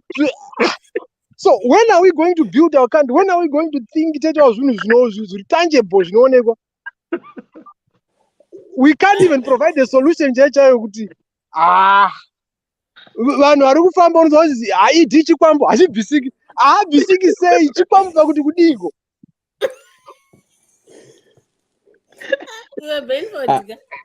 Matanga. I'm very serious because we have talked about this issue on several days. But I'm seeing kuti muri kuramba muchingodzoka ipapo, so maybe Sekuru, hanzi chikwambo ndiani? Unozwa munhu achitika haidi chikwambo hachibvisiki. Mukamubvisa wetu unokuita chikwambo chokuti kudiko munhu. Come up with a strategy yamuno reason yamunoita implement mobvisa munhu masikati machena. But harifuna kwatinoenda because people have this mentality ngoti hazvine mweya mukati, zvine mweya mukati. Aiwa, inini pandinoti kana pane mweya, you understand where you are coming from, and then you can strategize. Ndiro zvandikungoita. Hapana chinhu chisingabvisike. Zvose zvinoitika. Amari. Let's not do that. We don't peek through window. Sorry. Unozauti kana uchida kuadresa problem yemunhu handiti unoda kufanira kutanga wanzwisisa kuti munhu uyu what do they believe, because kana munhu senge ukaona mucomment section handiti vanoitawo zvechechi vana Flavia vari kutonyora kuti no Ecclesiastes. So munhu iyeye kana uda kumubatsira unomubatsira nebase yake nefoundation yeupenyu hwake. Anobhilivhawo zvechivanhu unomuudza izvozvo zvokuti zvauri kutoita zvimweya vemadzimbuya vanga vainzi vana mbuya vemurodhi vaiva. Kana ari mupostori unotomuudzawo izvozvo ndokutoti abatsirike. Kana ari munhu ari an atheist who does not believe in anything at all, unofanira kumubatsira from that angle, because ukaedza kuda kubatsira mupostori from a traditional perspective anotongobvayo papa asina kubatsirika. Saka hatigoni kuignore Benford. We cannot ignore kuti because nyaya haina kutaurwa naGeorgia yabvunzwa mucomment section and kuti iadresswa handitika we go back to the source. The source ndio vana Ecclesiastes vana Solomon vanditika tikazviadresa tikazvisiya ikoko tikatotaura kuti musangonoti chese changonyorwa kunzi Benford wakahudai nguva yehondo dzeIsrael mototi saka ndakuita saizvozvo. You need to follow kuti wakazodii mushure mekunge aita izvi. Handiti ndozvatataura kuti if you want to follow Solomon you can go ahead, asi munongoziva kupera kwaSolomon kwakazopera kwakadai. Kana uriwo wekuchivanhu, handitika kune vanga vachitaura zvechivanhu imomo. Kana uri wekuchivanhu ziva kuti kana uchida mweya wekuteerwa nemadzimbuya nemadzitete asina kuzofa asina kuroorwa akazodii ita izvozvo. Kana usina chaunobhilivha, handitika uchida kungoti I just want to use my knowledge in my head. Uyo watotaura kutoti zvimwe zvacho kune maSTD handidongo achizvitaura maHIV machichi. Saka kana wakuda kuita zvevo one night stand kumusikana wakuchimutaura kuti my dear, if you just use your scientific brain, ukaramba uchiti jobo jobo pese pese, uchapesira warwara. So if you want to do my one night stand yako, wotsvaga protection, wodai. So you address the problem from the source of nyaya yake iye yaari kutaura. Iye hake haana kutaura zvokuti anopinda chechi kana kuti kudi. Ndosaka George ati handida kumadresa kubva kwaari kubva. Haanombogara ambotaura kuti ndiri sister yekuchechi no. Saka Dr. Rose. Dr. Rose, zvamuri kutaura izvi zvinotendesa kupi? Because isisuka chandiri kuona ndochokuti each and every nyaya instead yekuti tifunge toita solution ipi, tiri kungoti problem yedu tagara tinoiziva, tine mhepo dzamadzinza dzinotenderera, tina Satani uri around us, so we can't think. No, that's why kunopera nyaya dzedu ka ndokwadziri kuperera dzadza, pane kamwe yakaripo, pane spirit, mhepo dzazodidi. Ini ndiri kuti ngatimbozisiya izvozvo, timbofunga masolutions, pana maideas tisikadzokeri kune mhepo izvozvo. Okay, ndapedza nemuchikoni chuyako utsinire nyaya yedu shama.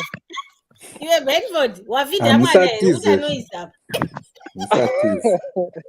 Kamwana kenenge pa DDC kadya here kamunwa. Hanzi chikwambo dzorerai chingave chikwambo chatiparadzanisa. Achizosereki chechi. Handiti 17 November maiti toi mumaningirikini mumasiriti.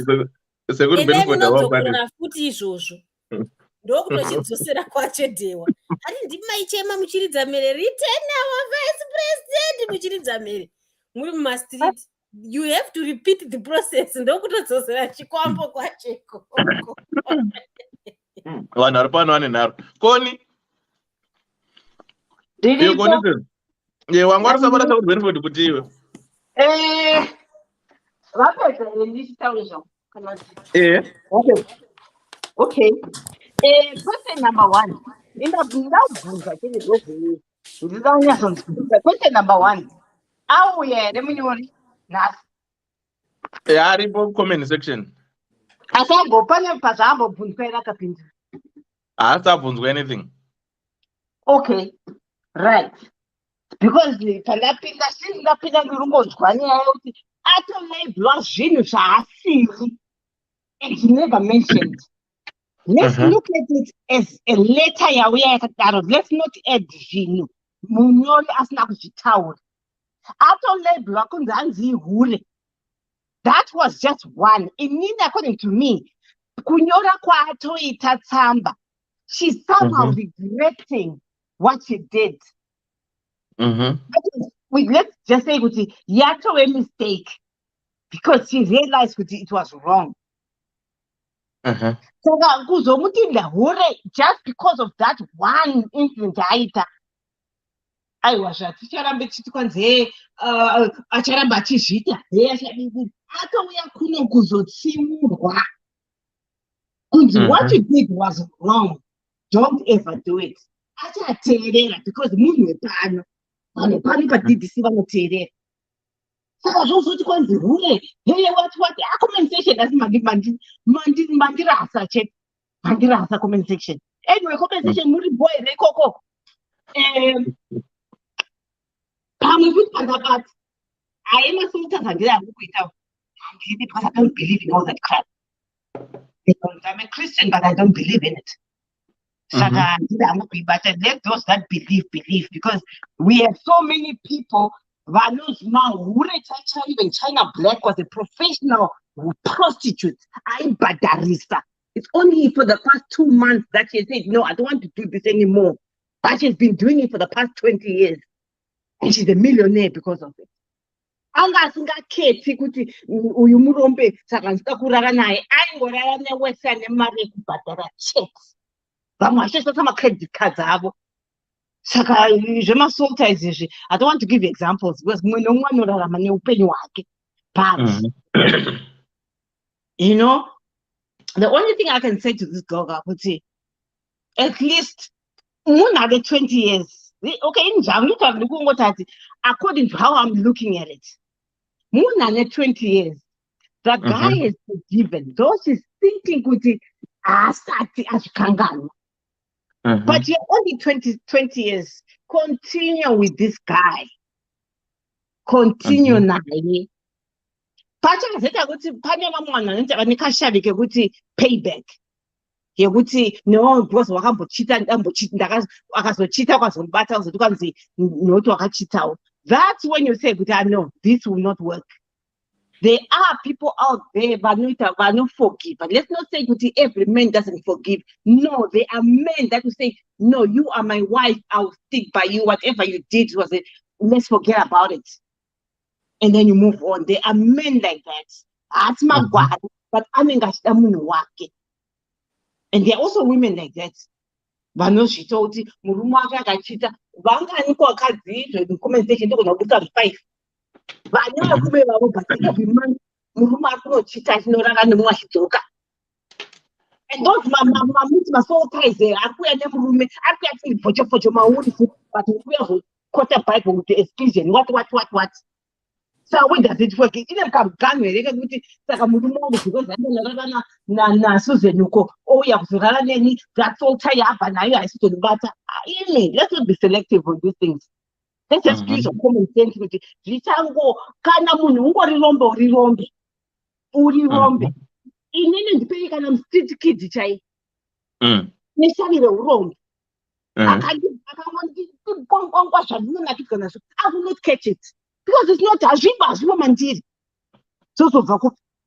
Fazuma so says, Rayuan. She did that. And then, what was my last one? I had another point. That will can get my name. Anyway. Funk. Ana kwendipe street kid. Ingo ni bangura chele mondi ndikaita rombe hakuna zvakadaro. Anyway, yeah, that's a fundament. Let's be honest. There were never more say compensation never panelists. Hamuna ever walk and borara nae that up to now you don't get my flashbacks. Chibofunga deiro roda umana panaga paganda kashan. I'm a Christian, everything, but there is that one person that 50 years ago. Because I got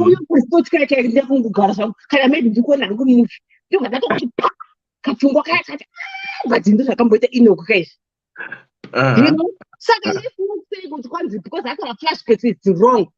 No. It's just like Munaku Chema Afirwa. There will be a time they would stop here. So let's not say with him.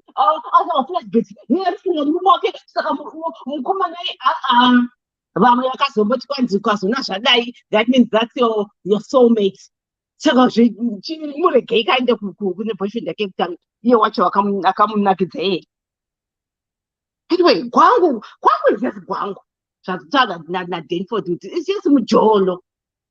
Meaning there's other people who know what take. What if I'm always so that you need boyfriend? I'm to punish a turku funga, a turku from my church. So let's not penalize and say, no, because you say to the 20-year-old, I've got a 20-year-old daughter, but this is how I would talk to you about it. The same way, and that's what I name is now. That was a mistake. Don't repeat it. Stick to that person. Mistakes are not to be done with when the last mistake because no pataba pana mbonyorwa kuti vanga wakadhakwa but vanhu vakunyora tanzi kudhakwa ndikuona enda kunogocha kuona hamwe doro. She knew what she was doing.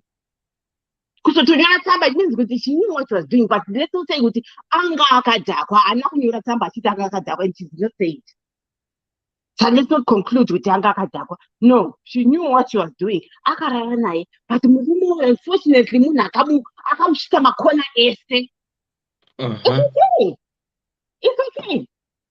But ikanozoona vantu vataura boyfriend yako yakuzviziva. Iyo makona wakaitwa ukoko. Be open with your guy and try those makona iwayo naye wakoyo.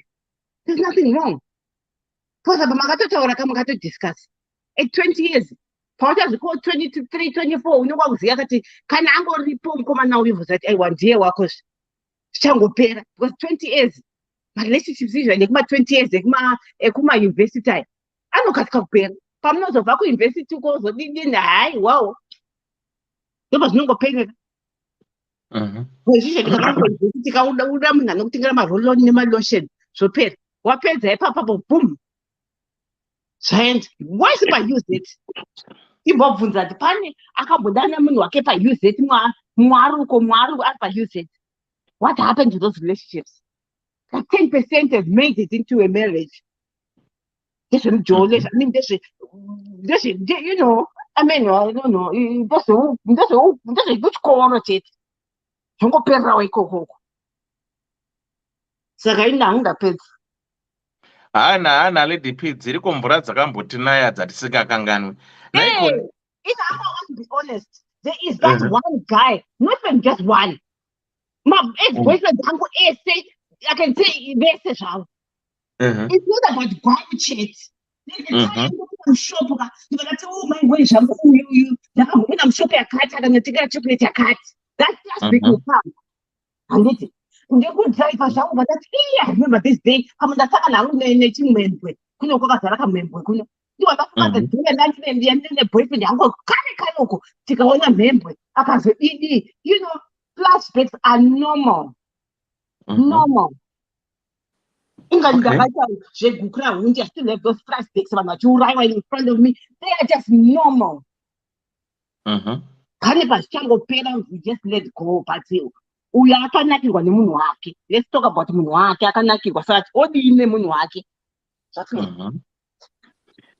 Nikon. Makona ipi of speech and kuti unorwa makona ese zvini makona ere zvinizvi. Aiwa. Asi makona. Okay. Ipi of speech. So can I catch it? Okay. Oh, you know, that's what is I'm going to drive a car. What you know, you got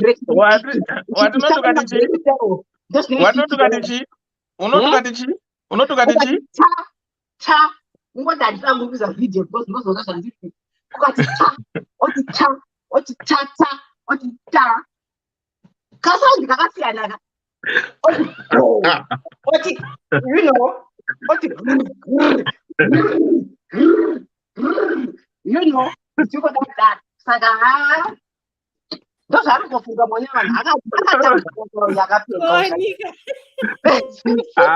Pardon my imaginations. Lisa last time I got to my imaginations.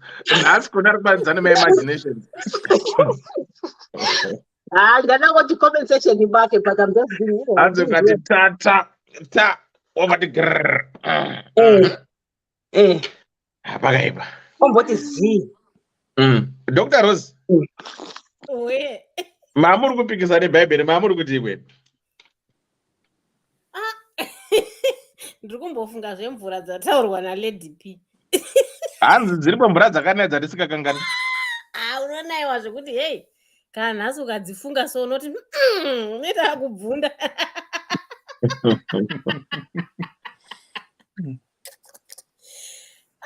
Yeah. Aiwa, musana uyu iya zvataona koni ndizvozvo kuti zvatoitika my dear, but chirega kubva watoti nazvo dzaa kuti saka ndakutoramba ende kana zvatoitika ka at her age zvekuzoti ndakutonomudza dhewa kuti saka tofanira kusangana nageorge murazobvisa bhurugwa inangu handingambozvikurudzira handidi kunyepa because marelationship akaoma at her age woda kuzotaura izvi zvezvi chazosara mukangoburana anenge achiudza vanhu vese kuti urijokere kupedzisira ndo problem yacho iyoyo unless ari murume wemumba hai that's a different story ndezvemumba menyu but zvokuti hanzi shuwa ukazongoita mistake yawaita uda unoudza boyfriend with the intention yekuti aite sei azokuitawo here zvawakaitwa mini pane pazvinozobuda futi here I don't know hangu kuti intention yekuti wakamuudzirei guilty conscience here kana kuti no I don't support such things. And Dr. Ross is tight. Iwe Benford. Asiriye wari kufunga Benford iye asiriye.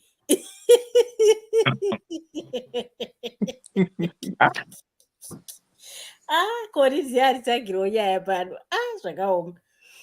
Yeah, so anyway, ndanga ndiri kuti zvonidhewa. Ona ndiri kuti kuna Benford inini zvandoziva hangu. Kuti ma-issues apa itu zvataura naBenford ichokwadi hazvo kuti there are things that we can just address simple and straightforward. But my sister, don't just go and do chobo everywhere. Wangosvika apa I think even Dr. Love vazvitaura kuti kana uchiona kuti wawa ndo unozokukonzeresa kuti ungoti pese pese waya wavhura gumbo chimbozvibvunza kuti pese pandiri kufamba ndinonwawo here ndokunge ari kunwa kana ari siriwo kutonwa kuti anongokurirwawo nekuti akaona marasta emunhu akutoterana dhewa naye paseri pachikona fe zvese she must ask herself kuti at 20 paanosvika 30 anenge ari kuita sei so no she has to think about it carefully kuti kaweakness kake kanombobva pai chaipo chaipo kari kumbobva pai because izvi zvokuzoti hanzi pane mvura yazondinaya ikazodii maybe usina relationship yekuti wazongo ameno but yeah she needs to think about that very carefully. I think ndo zvachingotaurwa naBenford kuti let's just be reasonable about this. Munhu anofana ngotsurwa kana tiri kumutsura don't do it. Hakuna ngoti pese pese pawafamba watoitwa. Pawangoti nje pachikona watoitwa ngoti ndiri kumana one night ndikazonakirwa ko ndikazodii I think audzwa zvakawanda. Kana ari munhu anoteerera zvake zvema one night zvaada yambozvimira at her age kunyanya achiri mwana mudiki chaizvo. Mazera yadai ndoyekuti ndaswinyiwa ndombonosvaka DJ Dhewa ndodzoka kumba kwangu ndofara dho kunge pasina zvaitika.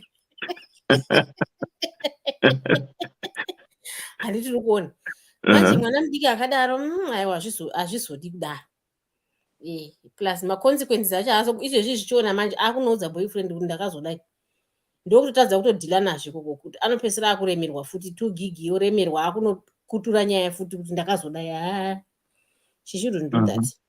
Then issue yatiri kutaura mucomment section yebhaibheri ndanga ndiri kuti izvoni kana munhu uchida kubatsira munhu handiti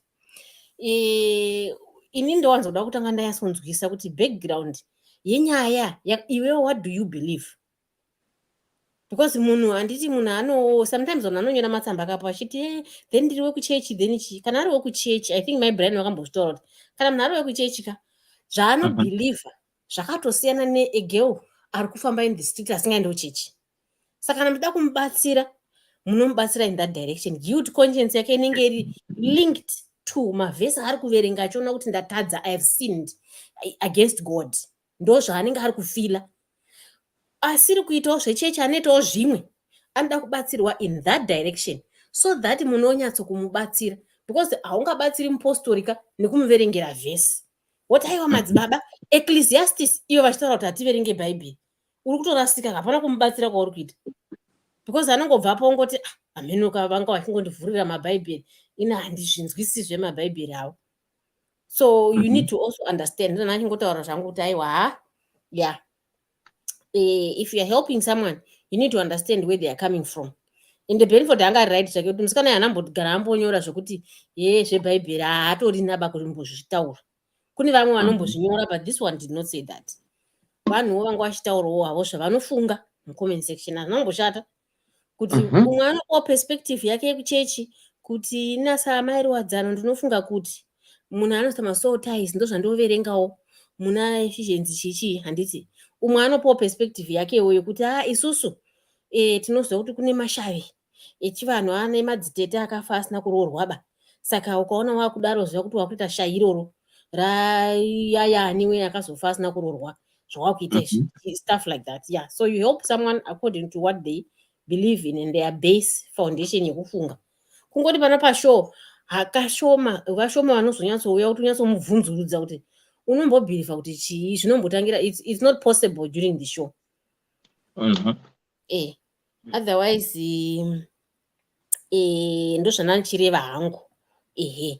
And also vanokota bhaibheri pano kana muri kurikota chirikotai zvakanaka. Ndosaka George ati I usually don't want to go there because kumiskotwa kwarinoitwa pano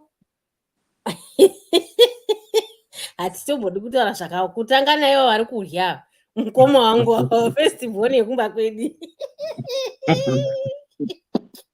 handimuona. So yeah, ipapa patinomiscode. That's why sometimes we always say ngatingoita izvi zviri neutral. Ukazoda kubva wanyanya kurerekera kuti aiwa vhesi racho haritaure izvozvo izvo tine show yacho aizonakidzi. And I think we won't help people zvakakwana sezvatawana benfood kuti tikabva tanyanya kurerekera futi ikoko hazvizobudi, tikabva tanyanya kurerekerawo rimwe side hazvizobudi. So anyhow yeah, but aiwa yes, mvura dzinonaya dewa hatidi kunyepa, but mwana wanga azive ake kuti my dear haikona kudzokera mvura kana yatonaya kudai, so hapana musi waichanaya zvakafanana nezvayakaita nezuro. Tichikudza takambonayiwa tikudzotaiwa ukazodzokera inogona kutadza kutozonaya zvamuchose ukatozodema kuti kondodhewa here vemusi uya uyo ona ndakabata marasta ndiwo here chiwo zvavari kuita. It goes both ways. Unogona kusangana nemumwe mukadzi wokuti unoti hey ya paipai that woman ukazoda kuzonomudzokorera futi wozoti zvemasamba zvaachinja. Inga ndotsara panapa kuti first cut is the deepest. The reason why it happens like that ndeyekuti inini ndisangana leDP uyu ndoziva kuti leDP ane vana vake kandi hasi ari musikana akatombofamba anoziya, iye anoziva kuti wane vana vavo akatombofamba vanoziya. Saka tinoita ka-intense competition katisingaudzani kekuti ini ndomuziva kuti shamwarika wakambokwirwa zvako but inini kandinorova, iye achitodhewa makambopuka kurwa zvenyika but ini ndinopakura. Saka that moment netime tinorovana zvekuti inenge chida kuti anzondinzwa, iye achida kuti andinzwe, wazopedza unoziva kuti hai but ipeapa ndini here. Saka always the first cut tikasangana kechi2 your brain iflashback iya inongoti haiwa nhasi the warning wakaneta, but ndoziva kuti musi wekutanga vakanatsondishanda. Saka this is what always happens in most cases. Saka like rightfully vachasaying kuti musikana anokwanisa kudzoka nemukomana yake chituka wotoona inga dhololo uchamusa kuti aikaka komusi uya asangodya mudana tsindikana wete gude yasima hamuna kunwa kati wozongoshamusa kuti yanga iri wete gude kanjanjiri chii. Saka zvinoitika futi izvo. Plus kuna vamwe vanhu vokuti dhewaka unogona kungowirirana naye kana zvemusiwoyo utongomuona kuti haya ukazodzokera futi ukazomuona even usina kurara naye unenge wakutodemba kuti weche ndakamupira phone number naye ndandambonyatsooneka musi uyo. So yeah, she shouldn't take that too serious. Zvakatoitika hazina leDP. Yes, the sure leDP, we are not labeling harisi huri ba zvangoitikawo zvinowanikwa. Zvinowanikwa, and she did not say ndakabhinywa kana kuti chino. She was very truthful kuti no akatoita achitoda. So yeah, hatisi kumbomulabela.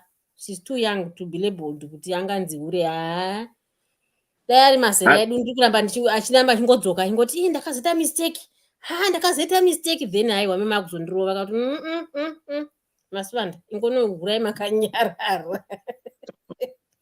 Right, Dr. Ruth, mati muda ndipa munhu webarika muzonipa namba dzake ndizomutsvaga. Yes, anonzi Lady Shumba Nehoreka. I think there is a link yepage rake. Ayo nditumire ku app mondipa. Because damuna to understand nyaya yebarika yedu kuti zvaifamba sei. She talks openly about it. She is in a barika. She's a Mrs. number 2. Yeah. Okay. So akambotaura kune imwe ladies show yatakaita so achinyatsotsanangurira madzimai like how it went and what it's all about and how she looks at it. Okay. And Saka mukatanga mati kwezverawo mune matigona because makatombonzwa achitaura. Okay, ndiye ndakutoudza munhu akamushedza kusho kwake then ndokuudzai kana abvuma o kana ndamubata. Kana mukangandibvanye link yake ndipe link kuWhatsApp ndomutsvaga kwesinozve zvainga nawo iwako yapaninga wani anzani kuSouth Africa uyu mudhara wedu endebwe. Anzani zviya? Uyu Garitos.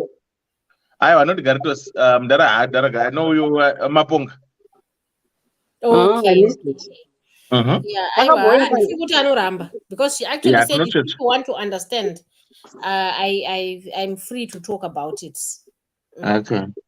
That would be a good topic. Dai kukwabva kwauya first wife mwana kukurira in that thing. Zvinyatsota balance because second wife usually anenge I mean akaita first wife also nevana vakakurira in that situation barika inyasita tiyasunzwa from all angles. All right. Ndichacheka from the other show who else was on the panel. Vakakurira vana vakurira pabarika kana vari pabarika timbonzwa kuti the understanding and kana vakazobva vari vana vavanhu vakurira tinzwa kuti how do they feel about it and will they do the same or ivo vakazochangewa their mindset based on ndokuudzai.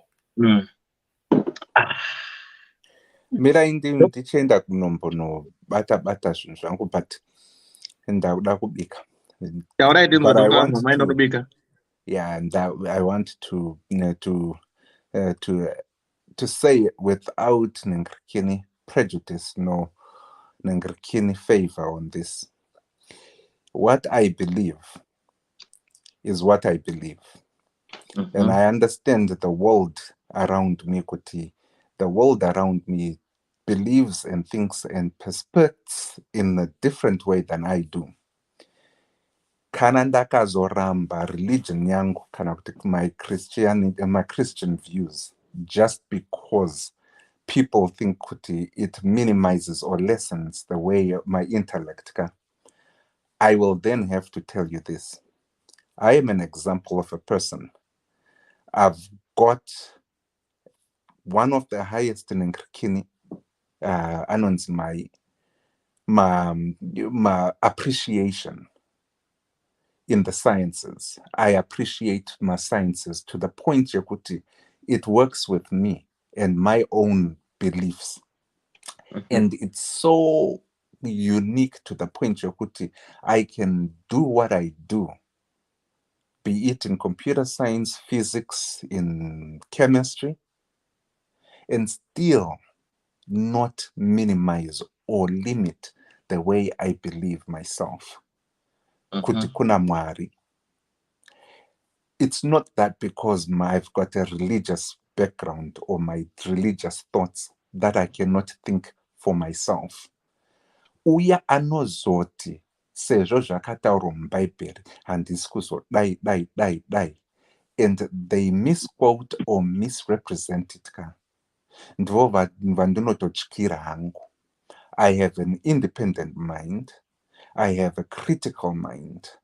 And I also have an appreciation for sciences. Because when those two interact and they align, you have a beautiful Nkirkini connection that gives you an understanding both in the metaphysical as well as in the spiritual world.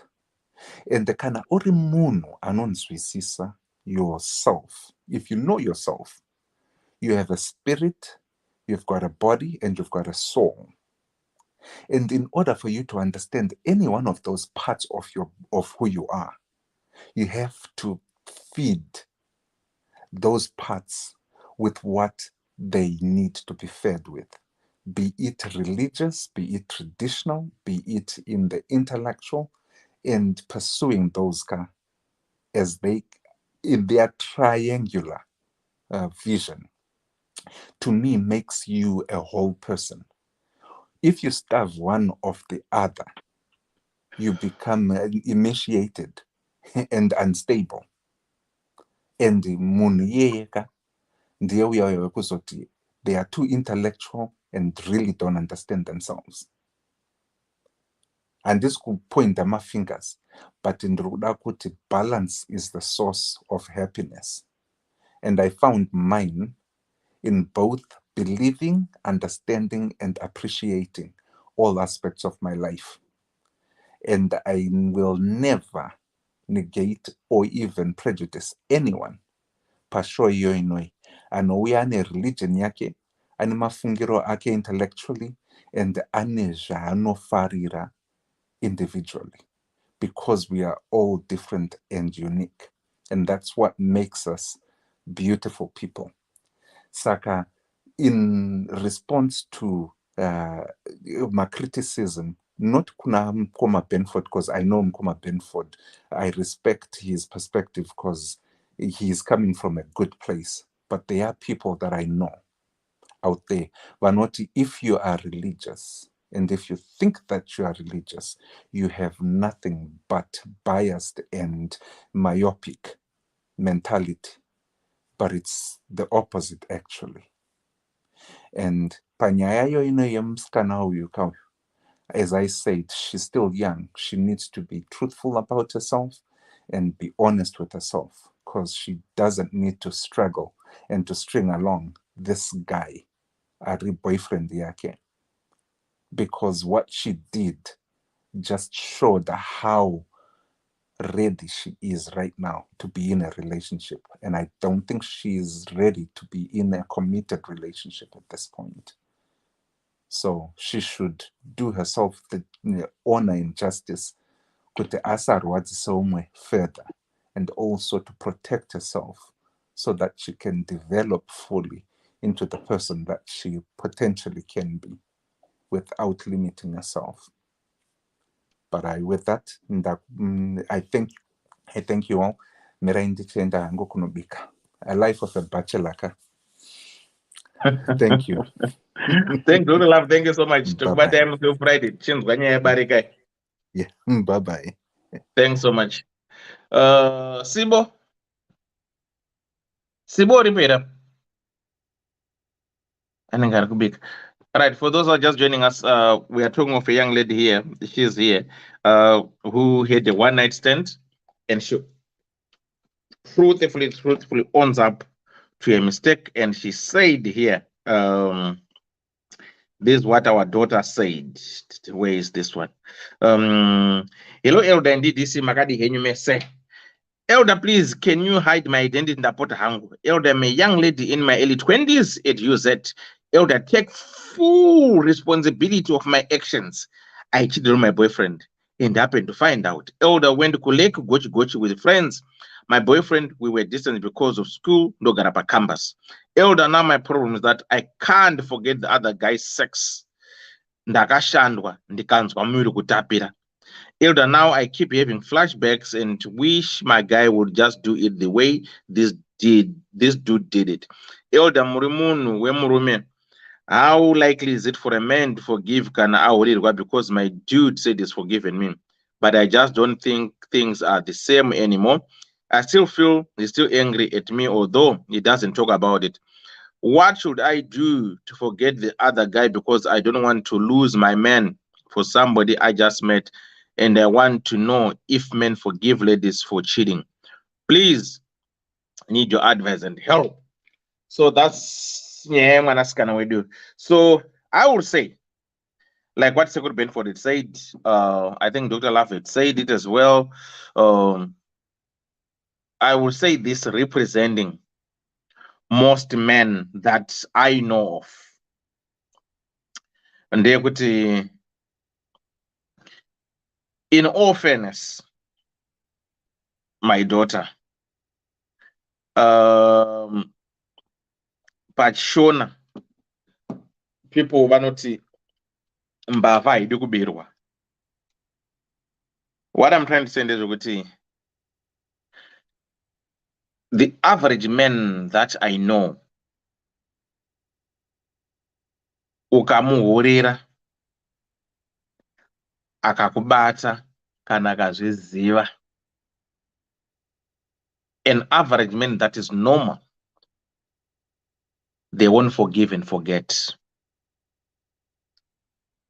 That's why ndambotanga chikudza kuti ukaona ati they've forgiven you and they've forgotten about it, they are waiting for the right time to strike the chord. It's either pane chaari kuda from you zvekuti kana iwo usipo zvinhu zvake zvinobhainda. Once zvinhu zvake zvikaita, I bet the last coin in my pocket, he is going to flash that card of you cheating. And trust me, uchazorwadziwa to a point yekuti you will live to regret the rest of your life. The only advice I'll give you, ndeyekuti he's your boyfriend. It's more like you are dating. So by dating, everything is possible. You've got the right to sleep with other guys. You've got the right to do whatever you have to do.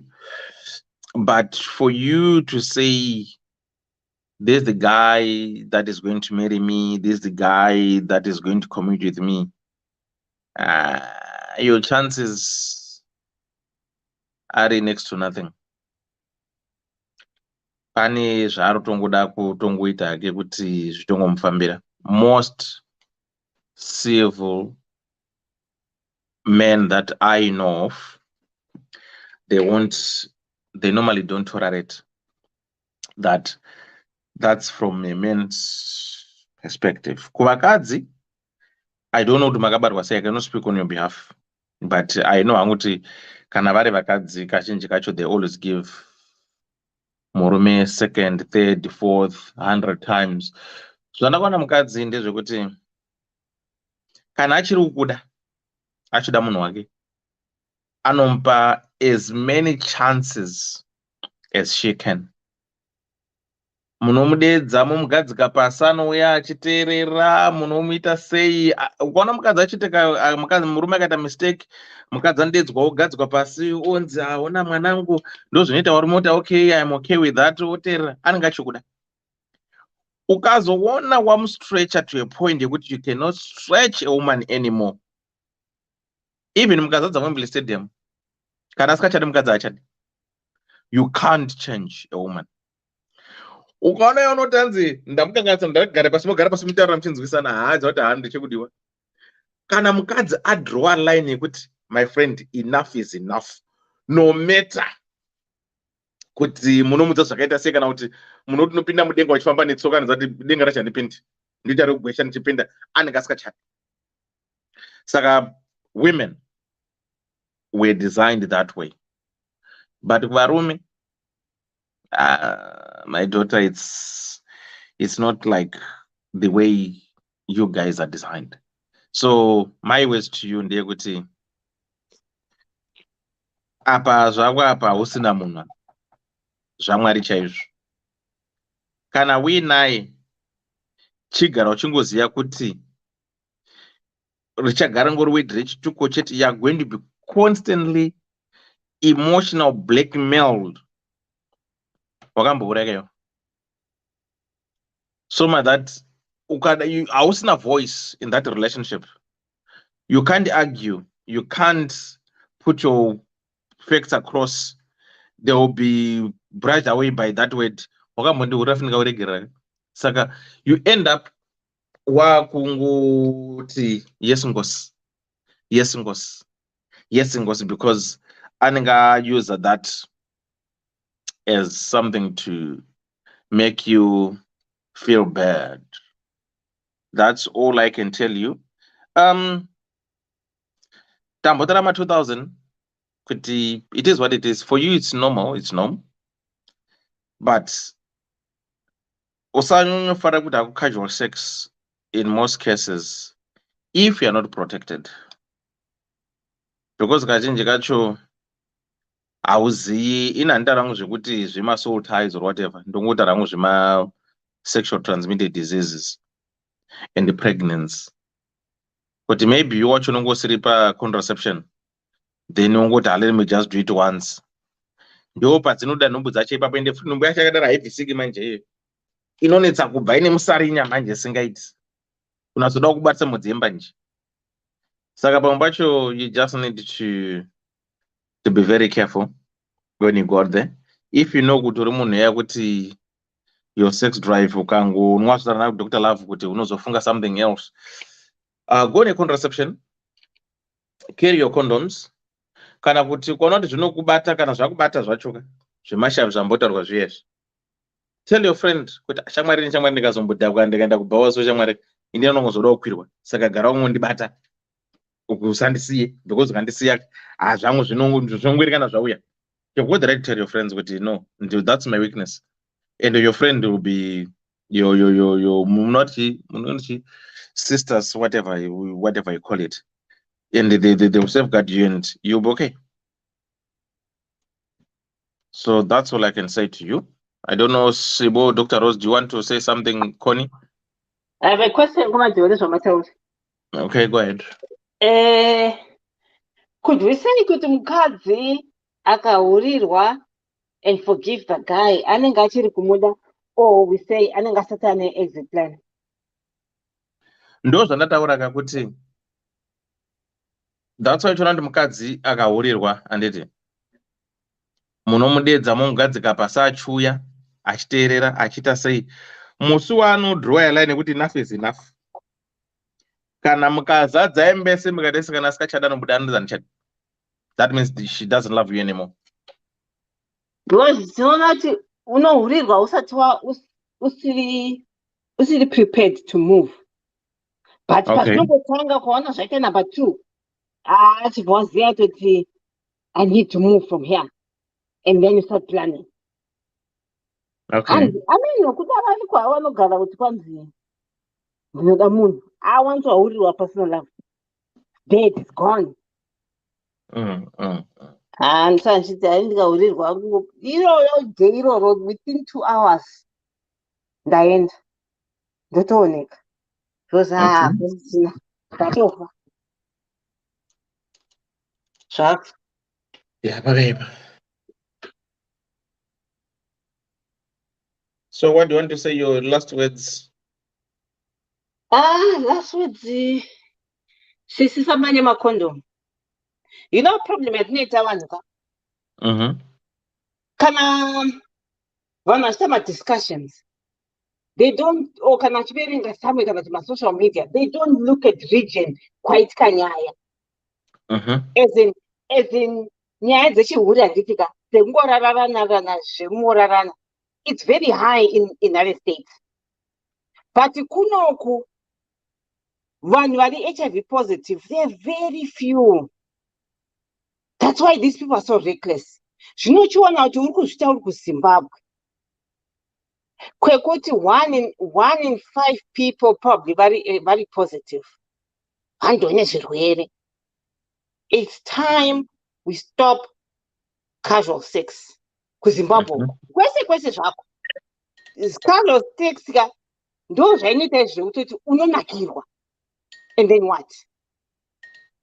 Saka inotokukanganisa jiwe because it is now you can't really love your guy, you know, zvemazvo chaizvo because you're thinking of that other guy akakuisa trinapol, you know. So ingatadza kunaka casual sex negiri yangu achitaura iya ndinotaura kuti casual sex ndo zvayakashatira.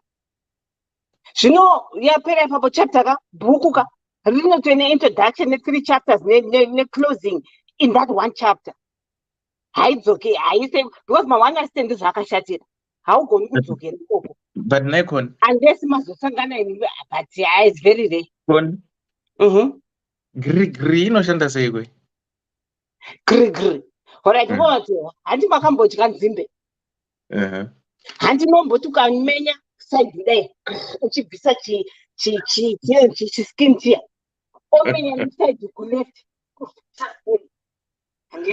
wasvika pachimbomo chacho chaicho chewhite church unomboruma nekutopu kuyakya oti osvika obhoisa kuti nzimba yakusaidi kwemuromo so oruma nemazino ekusaidi aya oti agotika otsenga nzimba inonaka vanhu we ndozvanditaura kuti ndozvaanoitambisikana ndo makona acho akazoenda kuboyfriend uko kune nzimba neipwa saka boyfriend chaichaivo vane ipwa uku kuwanastendi kwakuri kunzimba uko wazozingo matewa pakaiswa ipwa chii nechizezuro zati ipwa kuti manyika pachizezuro ndo vanodziti nzimba I think ipwa chemanyika aiwa nzimbe ndo zvazviombe zvashuga kene dzechirungu shuga kene eka ndio nzimbe ipwa ndo dzatorima dzomunda zvedzi ndo ipwa dzinge mapfunde zvedzi ationa kuti dzekumazezuro anti chii ipwa boyfriend ndiipwa uyu kweingwanastendi kwakuri kunzimbe nzimbe inonaka zvemazviro kwazvo nzimbe inonaka saka ndo situation yaasvika mwana wa but please support. Let's not do zvemacasual sex. Kana une munhu wako, stick to that one person. Hanzi nonzi ipwa futi kuti zezuro. Oh yeah, okay. Saka, you know, timboderedza zvema-HIV, timboderedza zvema-STIs, timboderedza unwanted pregnancies. Those are ndingotaura kumadhewa postanyanya ndikangofuna dhewa ndoona mamasuro ake ndoona dhewa uya kukofi yakutotsva usiku ihwohwo hatisisina kuzvibata zvanyanya. But do you know kuti ipwaina kwadarika nzimbe? Hai ndoda nzimbe amanhu we ipwainoona kunge ichishanda zvaisina kana zvaikashuka kaya. Ipwa yepachuru koni ipwa inonaka shamwarika zvekuziva. Pane tumwe tupwa tutete tunenge twenzara. Pane ipwa chaidzoka dzekuti wega no. Aiwa ipwa iyoyo. Indakura kurisevha zveiti. Eka. Chona manje. But comparison the data is kuita because katete pane tumwe tukomana tutete so. What with the rubber corner anyway? Anyway, ndatenda hangu.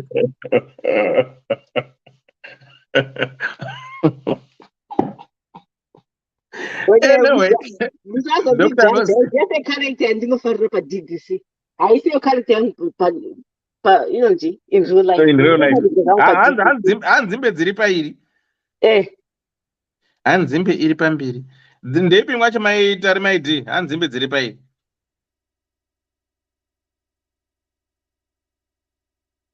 Taurawo, Dr. Rose matichi nyaya diagnosis ye-HIV kuAmerica. Kuti 39% of all new cases in 2021 were of African Americans. 39% of all new HIV diagnoses. That is in the US. Yeah. Okay. Saka aiwa but casual sex iriko. But you know something kunoka. Kwekuti there is a law yekuti you have to disclose your thing, your status to somebody you're sleeping with.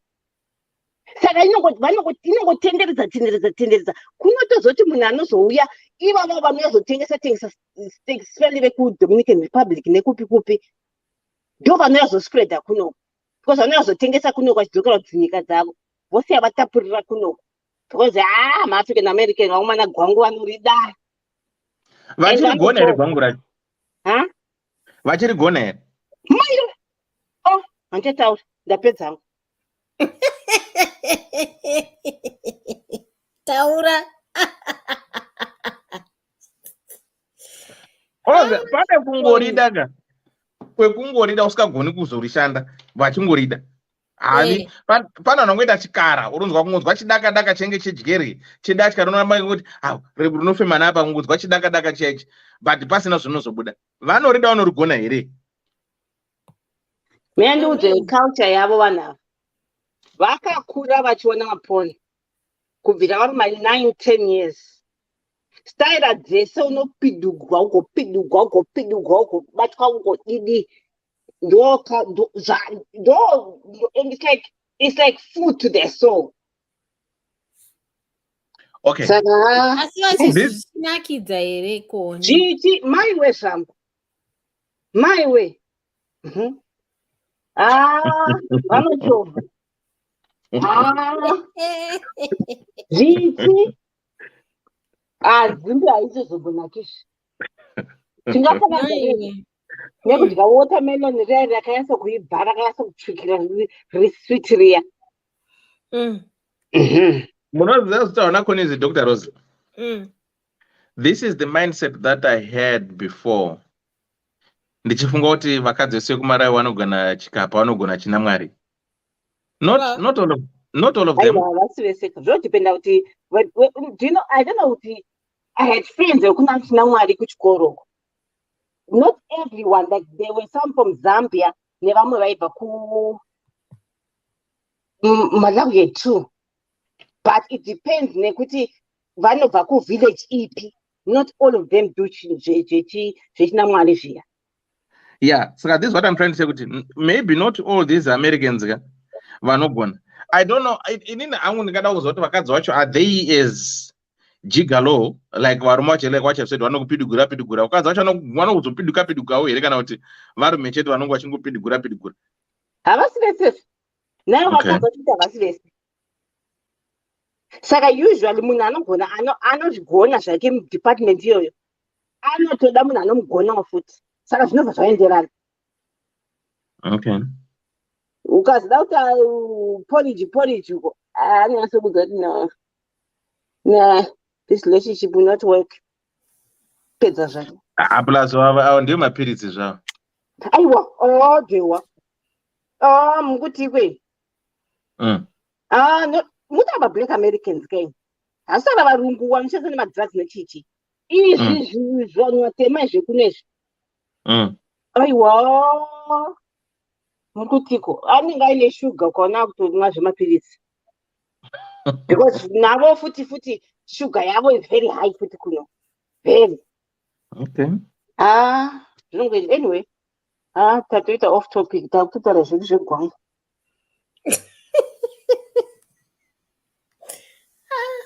Kana uchida kuziva varume vanogona gwangu manje koni. Varume kuZimbabwe vakurira kureserve. Yeah. Chinobvanzi kugona kuita sei kodiwa? Chamunoti kugona ndisu maginda gori yacho manje.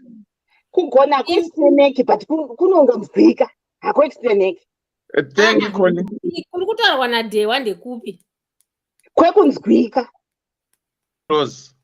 Because munhu anogona ka it's like saying kuti like musikana uyu ka anyaradza oti kwanzi ndakanakidzwa nditi ka tochimubvunza kuti chii chakakunakidza. She won't be able to explain. It was a feeling that she had.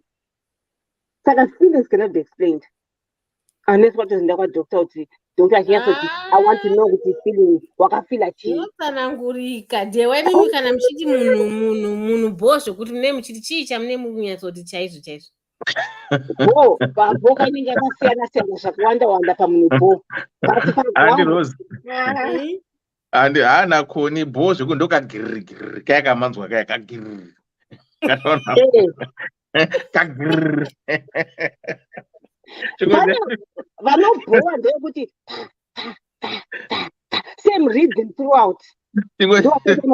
Ukanzwa achita marhythm ekuti akamborwa alt omborwa bass omborwa achidaiwa muntu anogoneka. Because yari kune imwe zari kune kagiriri chete. Korero richadzidza zvakawanda. Ngoda tozidana tete vanese zvigonezvi. Anenge achikunzwawo newe kuti uri papi. Muri kuenderana. Handiti?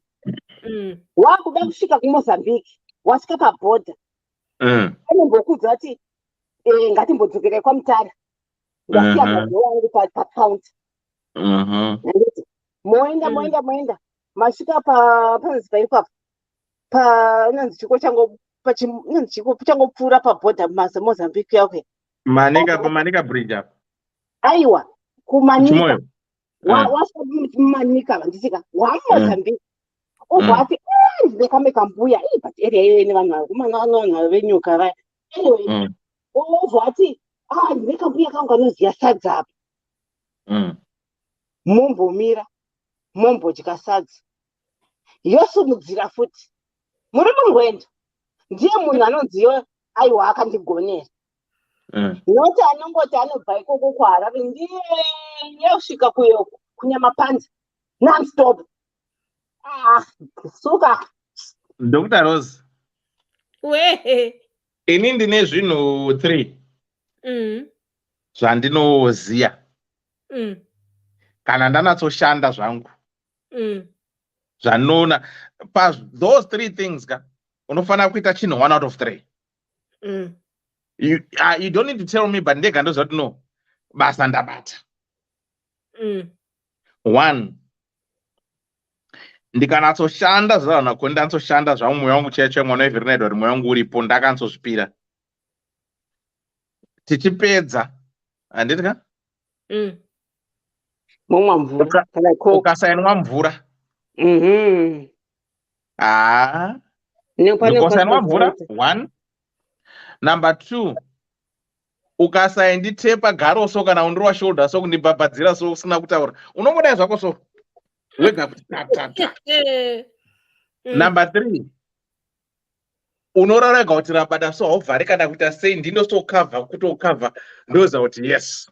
Those 3 things pane one chaunoita pa those 3 things ndoza kuti yes makuru wani vaita basa zvangofanana nanachera vakadzi anachera ndakambozvitaura vanachera vane zvinhu izvi 3 zviri pavari.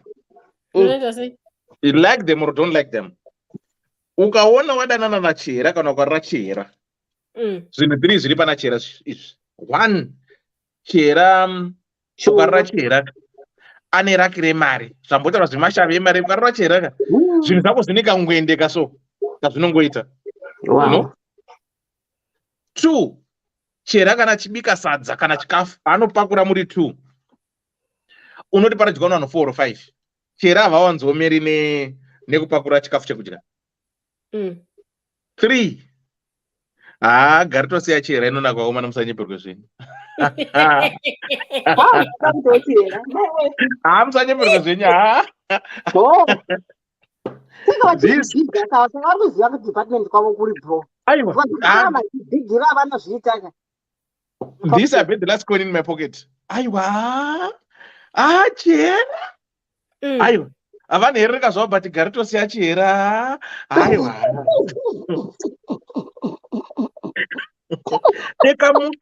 ndekamuto rachera songa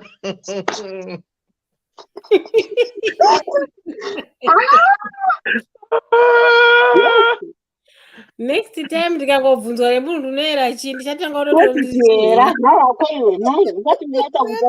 chera iwakomana regaitirari totamba musi wefriday titaure nyaya yebareka tione kuti how best can you go about it timbonatsofunda tichiona kuti mubareka umu zviri kumbonatsofamba njani njani varimo vanoriziya vaita sevachinatsotitsanangurira tichiona nevakakura uchionawo zvawanoonawo nezvavaifunga kuti maybe ndo zvazvakanakira chii zvazvakanakira bareka sebara rakani wasikana ntaura henyu 2 minutes tibva tangoenda zvedu indapedza handisina hangu zvekutaura ndada kutongonzwa hangu kuti vanoita sei zvino mangotaura chera chete hatisi hamuna kuzotaura vamwe aiwa vamwe vanozvizira haana give chitengu ta ndo zvaakutonoita give izvozvo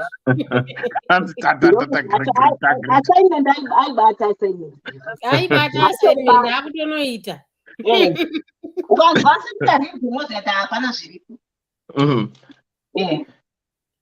pakaipa. Right, good people, thanks for tuning in, thanks for the show, thanks for everything. The young lady was here. This is the bit of this show whereby we happen to come across our daughters or children who are listening, and they bring out their stories for them to get advice and help from us. So I just want to say, guys, thank you so much. Thanks for the support. If you feel that you've been affected by this show, please get in touch. We've got a team of people, professionals who are there to support you for free.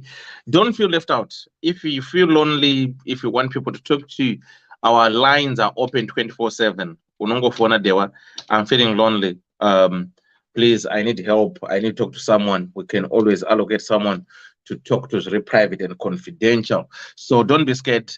We are going to discuss more of MAS those caregivers vakwaya kuno ku UK, their challenges they are facing, and we also are trying to invite vacho vane mas-US vacho varizema companies. What challenges are they also facing from these people vakauya vacho? Why vamwe vacho vari kuti after few days or a few months vakuti ndakuenda, and how long does it take for someone to switch on from this company to this company? How many months does the home office gives you ukaregera basa kana ukabviswa ukabva pa-COS rako? How much do you pay to switch on from this organization that organization? Murugara sei, and why are you guys changing my goalpost? What's happening? Why is this zviri kuitika izvi? Saka we're gonna be looking into that, and I hope and trust kuti you guys vacho vakauya vane ma-concerns, those who are calling me asking me for advice, you have the guts to come and just narrate your story, not to say we're gonna say who you are, but for people to learn and hear and understand how best can this be resolved, because we want you to feel happy, we want you to feel safe. I know it's very difficult to adjust and adopt in a new setting. When you challenges that are very hard to settle in a new environment, your expectations, things that you came anticipating with after this much of time, I'll be doing this, my work experience, work ethics, much on the we end up stressed, getting into depression. That's why we are losing other people. But it's a story for another day. But for Friday, we'll be looking into polygamy. Barika, the advantages, disadvantages. Was it the right thing to do, or what was the advantage of it? Who had the power to say, I want to do this? Was it something that people sit down and debate, or it was one's decision to say, this is what I want to do, and the rest will follow suit? So if you know somebody who is or was or who have been or who has got experience of Barika, please let them get in touch with me. Then it always up my panelist tinatsonzwawo tese tichase tichifunda. On that note, I just want to say, guys, good night. And again, please don't forget, if you're traveling to Zimbabwe, if you need a car to use, if you need cars to use, it can be family cars, it can be to Mishikashika, to my fuel server 4x4s. Please get in touch with me at any given time. Your cars are there at a very affordable prices. Aurari road mota dzedu nyama chadzo dzakanaka. Saka get in touch. My terms and conditions are there. We'll give you my terms and conditions before you book. You read, you understand our terms and conditions. If you're happy, then we proceed with the booking as well. Please do likewise go to Ddc Karendo's Facebook page and like the page and share the page. Very soon we'll be having a website. So on that note, I just want to say thank you so much, guys. Thanks for the support. For us to do what we are doing is because of your continuity support. And as well, if you've got things that you want to donate, please do likewise go to Pact website and do your donations there. Your help goes a long way. Kanawida DJ, I'm your DJ here. Please get in touch. If you're planning to have a party, get in touch with me, then I can be your DJ. I've got people that I can recommend, the catering, videos, pictures, all that. If you're planning to build a home in Zimbabwe, please get in touch. I've got builders who are very affordable. I've got painters who are affordable. I've got boys and summer towels, very affordable. Banners, get in touch with them. Come Simba Simba graphics on Gadzrema banana ma flyer, my jingles, but I'm come doubles, wekwa marange. And if we plan on the so on that note, guys, I just wanna say thank you so much. Thanks everyone. Thanks for the support. Your platform where we discuss real life matters. Ddc Currenters. We remain committed to helping our customers stay mobile. Dinomatika paguta, para mukuta. Uya kuno, Ddc. Fana kuno, ku Ddc. Tene mafiwa seva, 4x4, family car. Tene mafiwa seva, 4x4, family car. Unotipata apa. Plus 447961803546 or plus 263-773-791-427 and last one plus 263-771-257-703. Your big up Daddy T.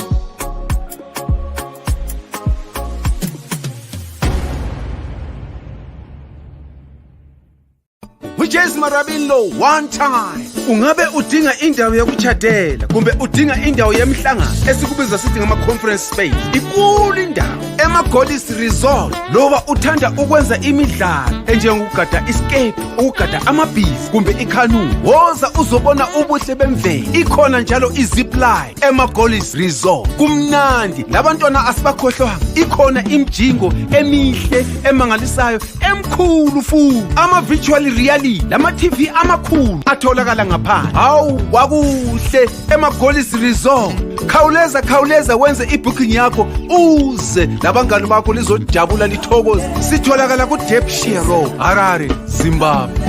MaGoddess Resort, an adventure and a leisure paradise.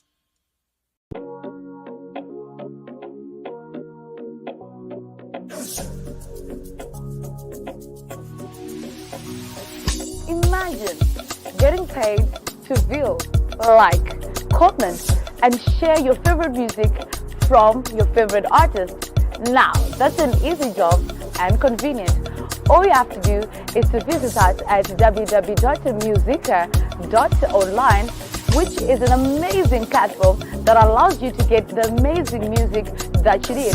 So we're calling upon even the listeners and most likely the artists to upload their music and listeners to get paid for listening to the music.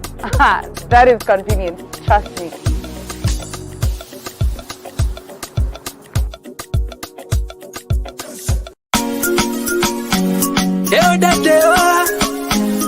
Ddc Skool of Thoughts, yeah. Kubatirana, sana, yambusana, fila, kuona sana, simudzirana, ya. Panondo pato sangana, batirana, panondo pato kumana, sana. Ddc Skool of Thoughts, Ddc Skool of Thoughts. Yautete wachimonyo fila icho kwadi upenyu uyu unoda kupana na miwono, yeah. Kubatirana, sana, yambusana, fila, kuone sana, kusimudzirana, nekukurudzirana, yeah. Panondo pato sangana, batirana, panondo pato kumana, batirana.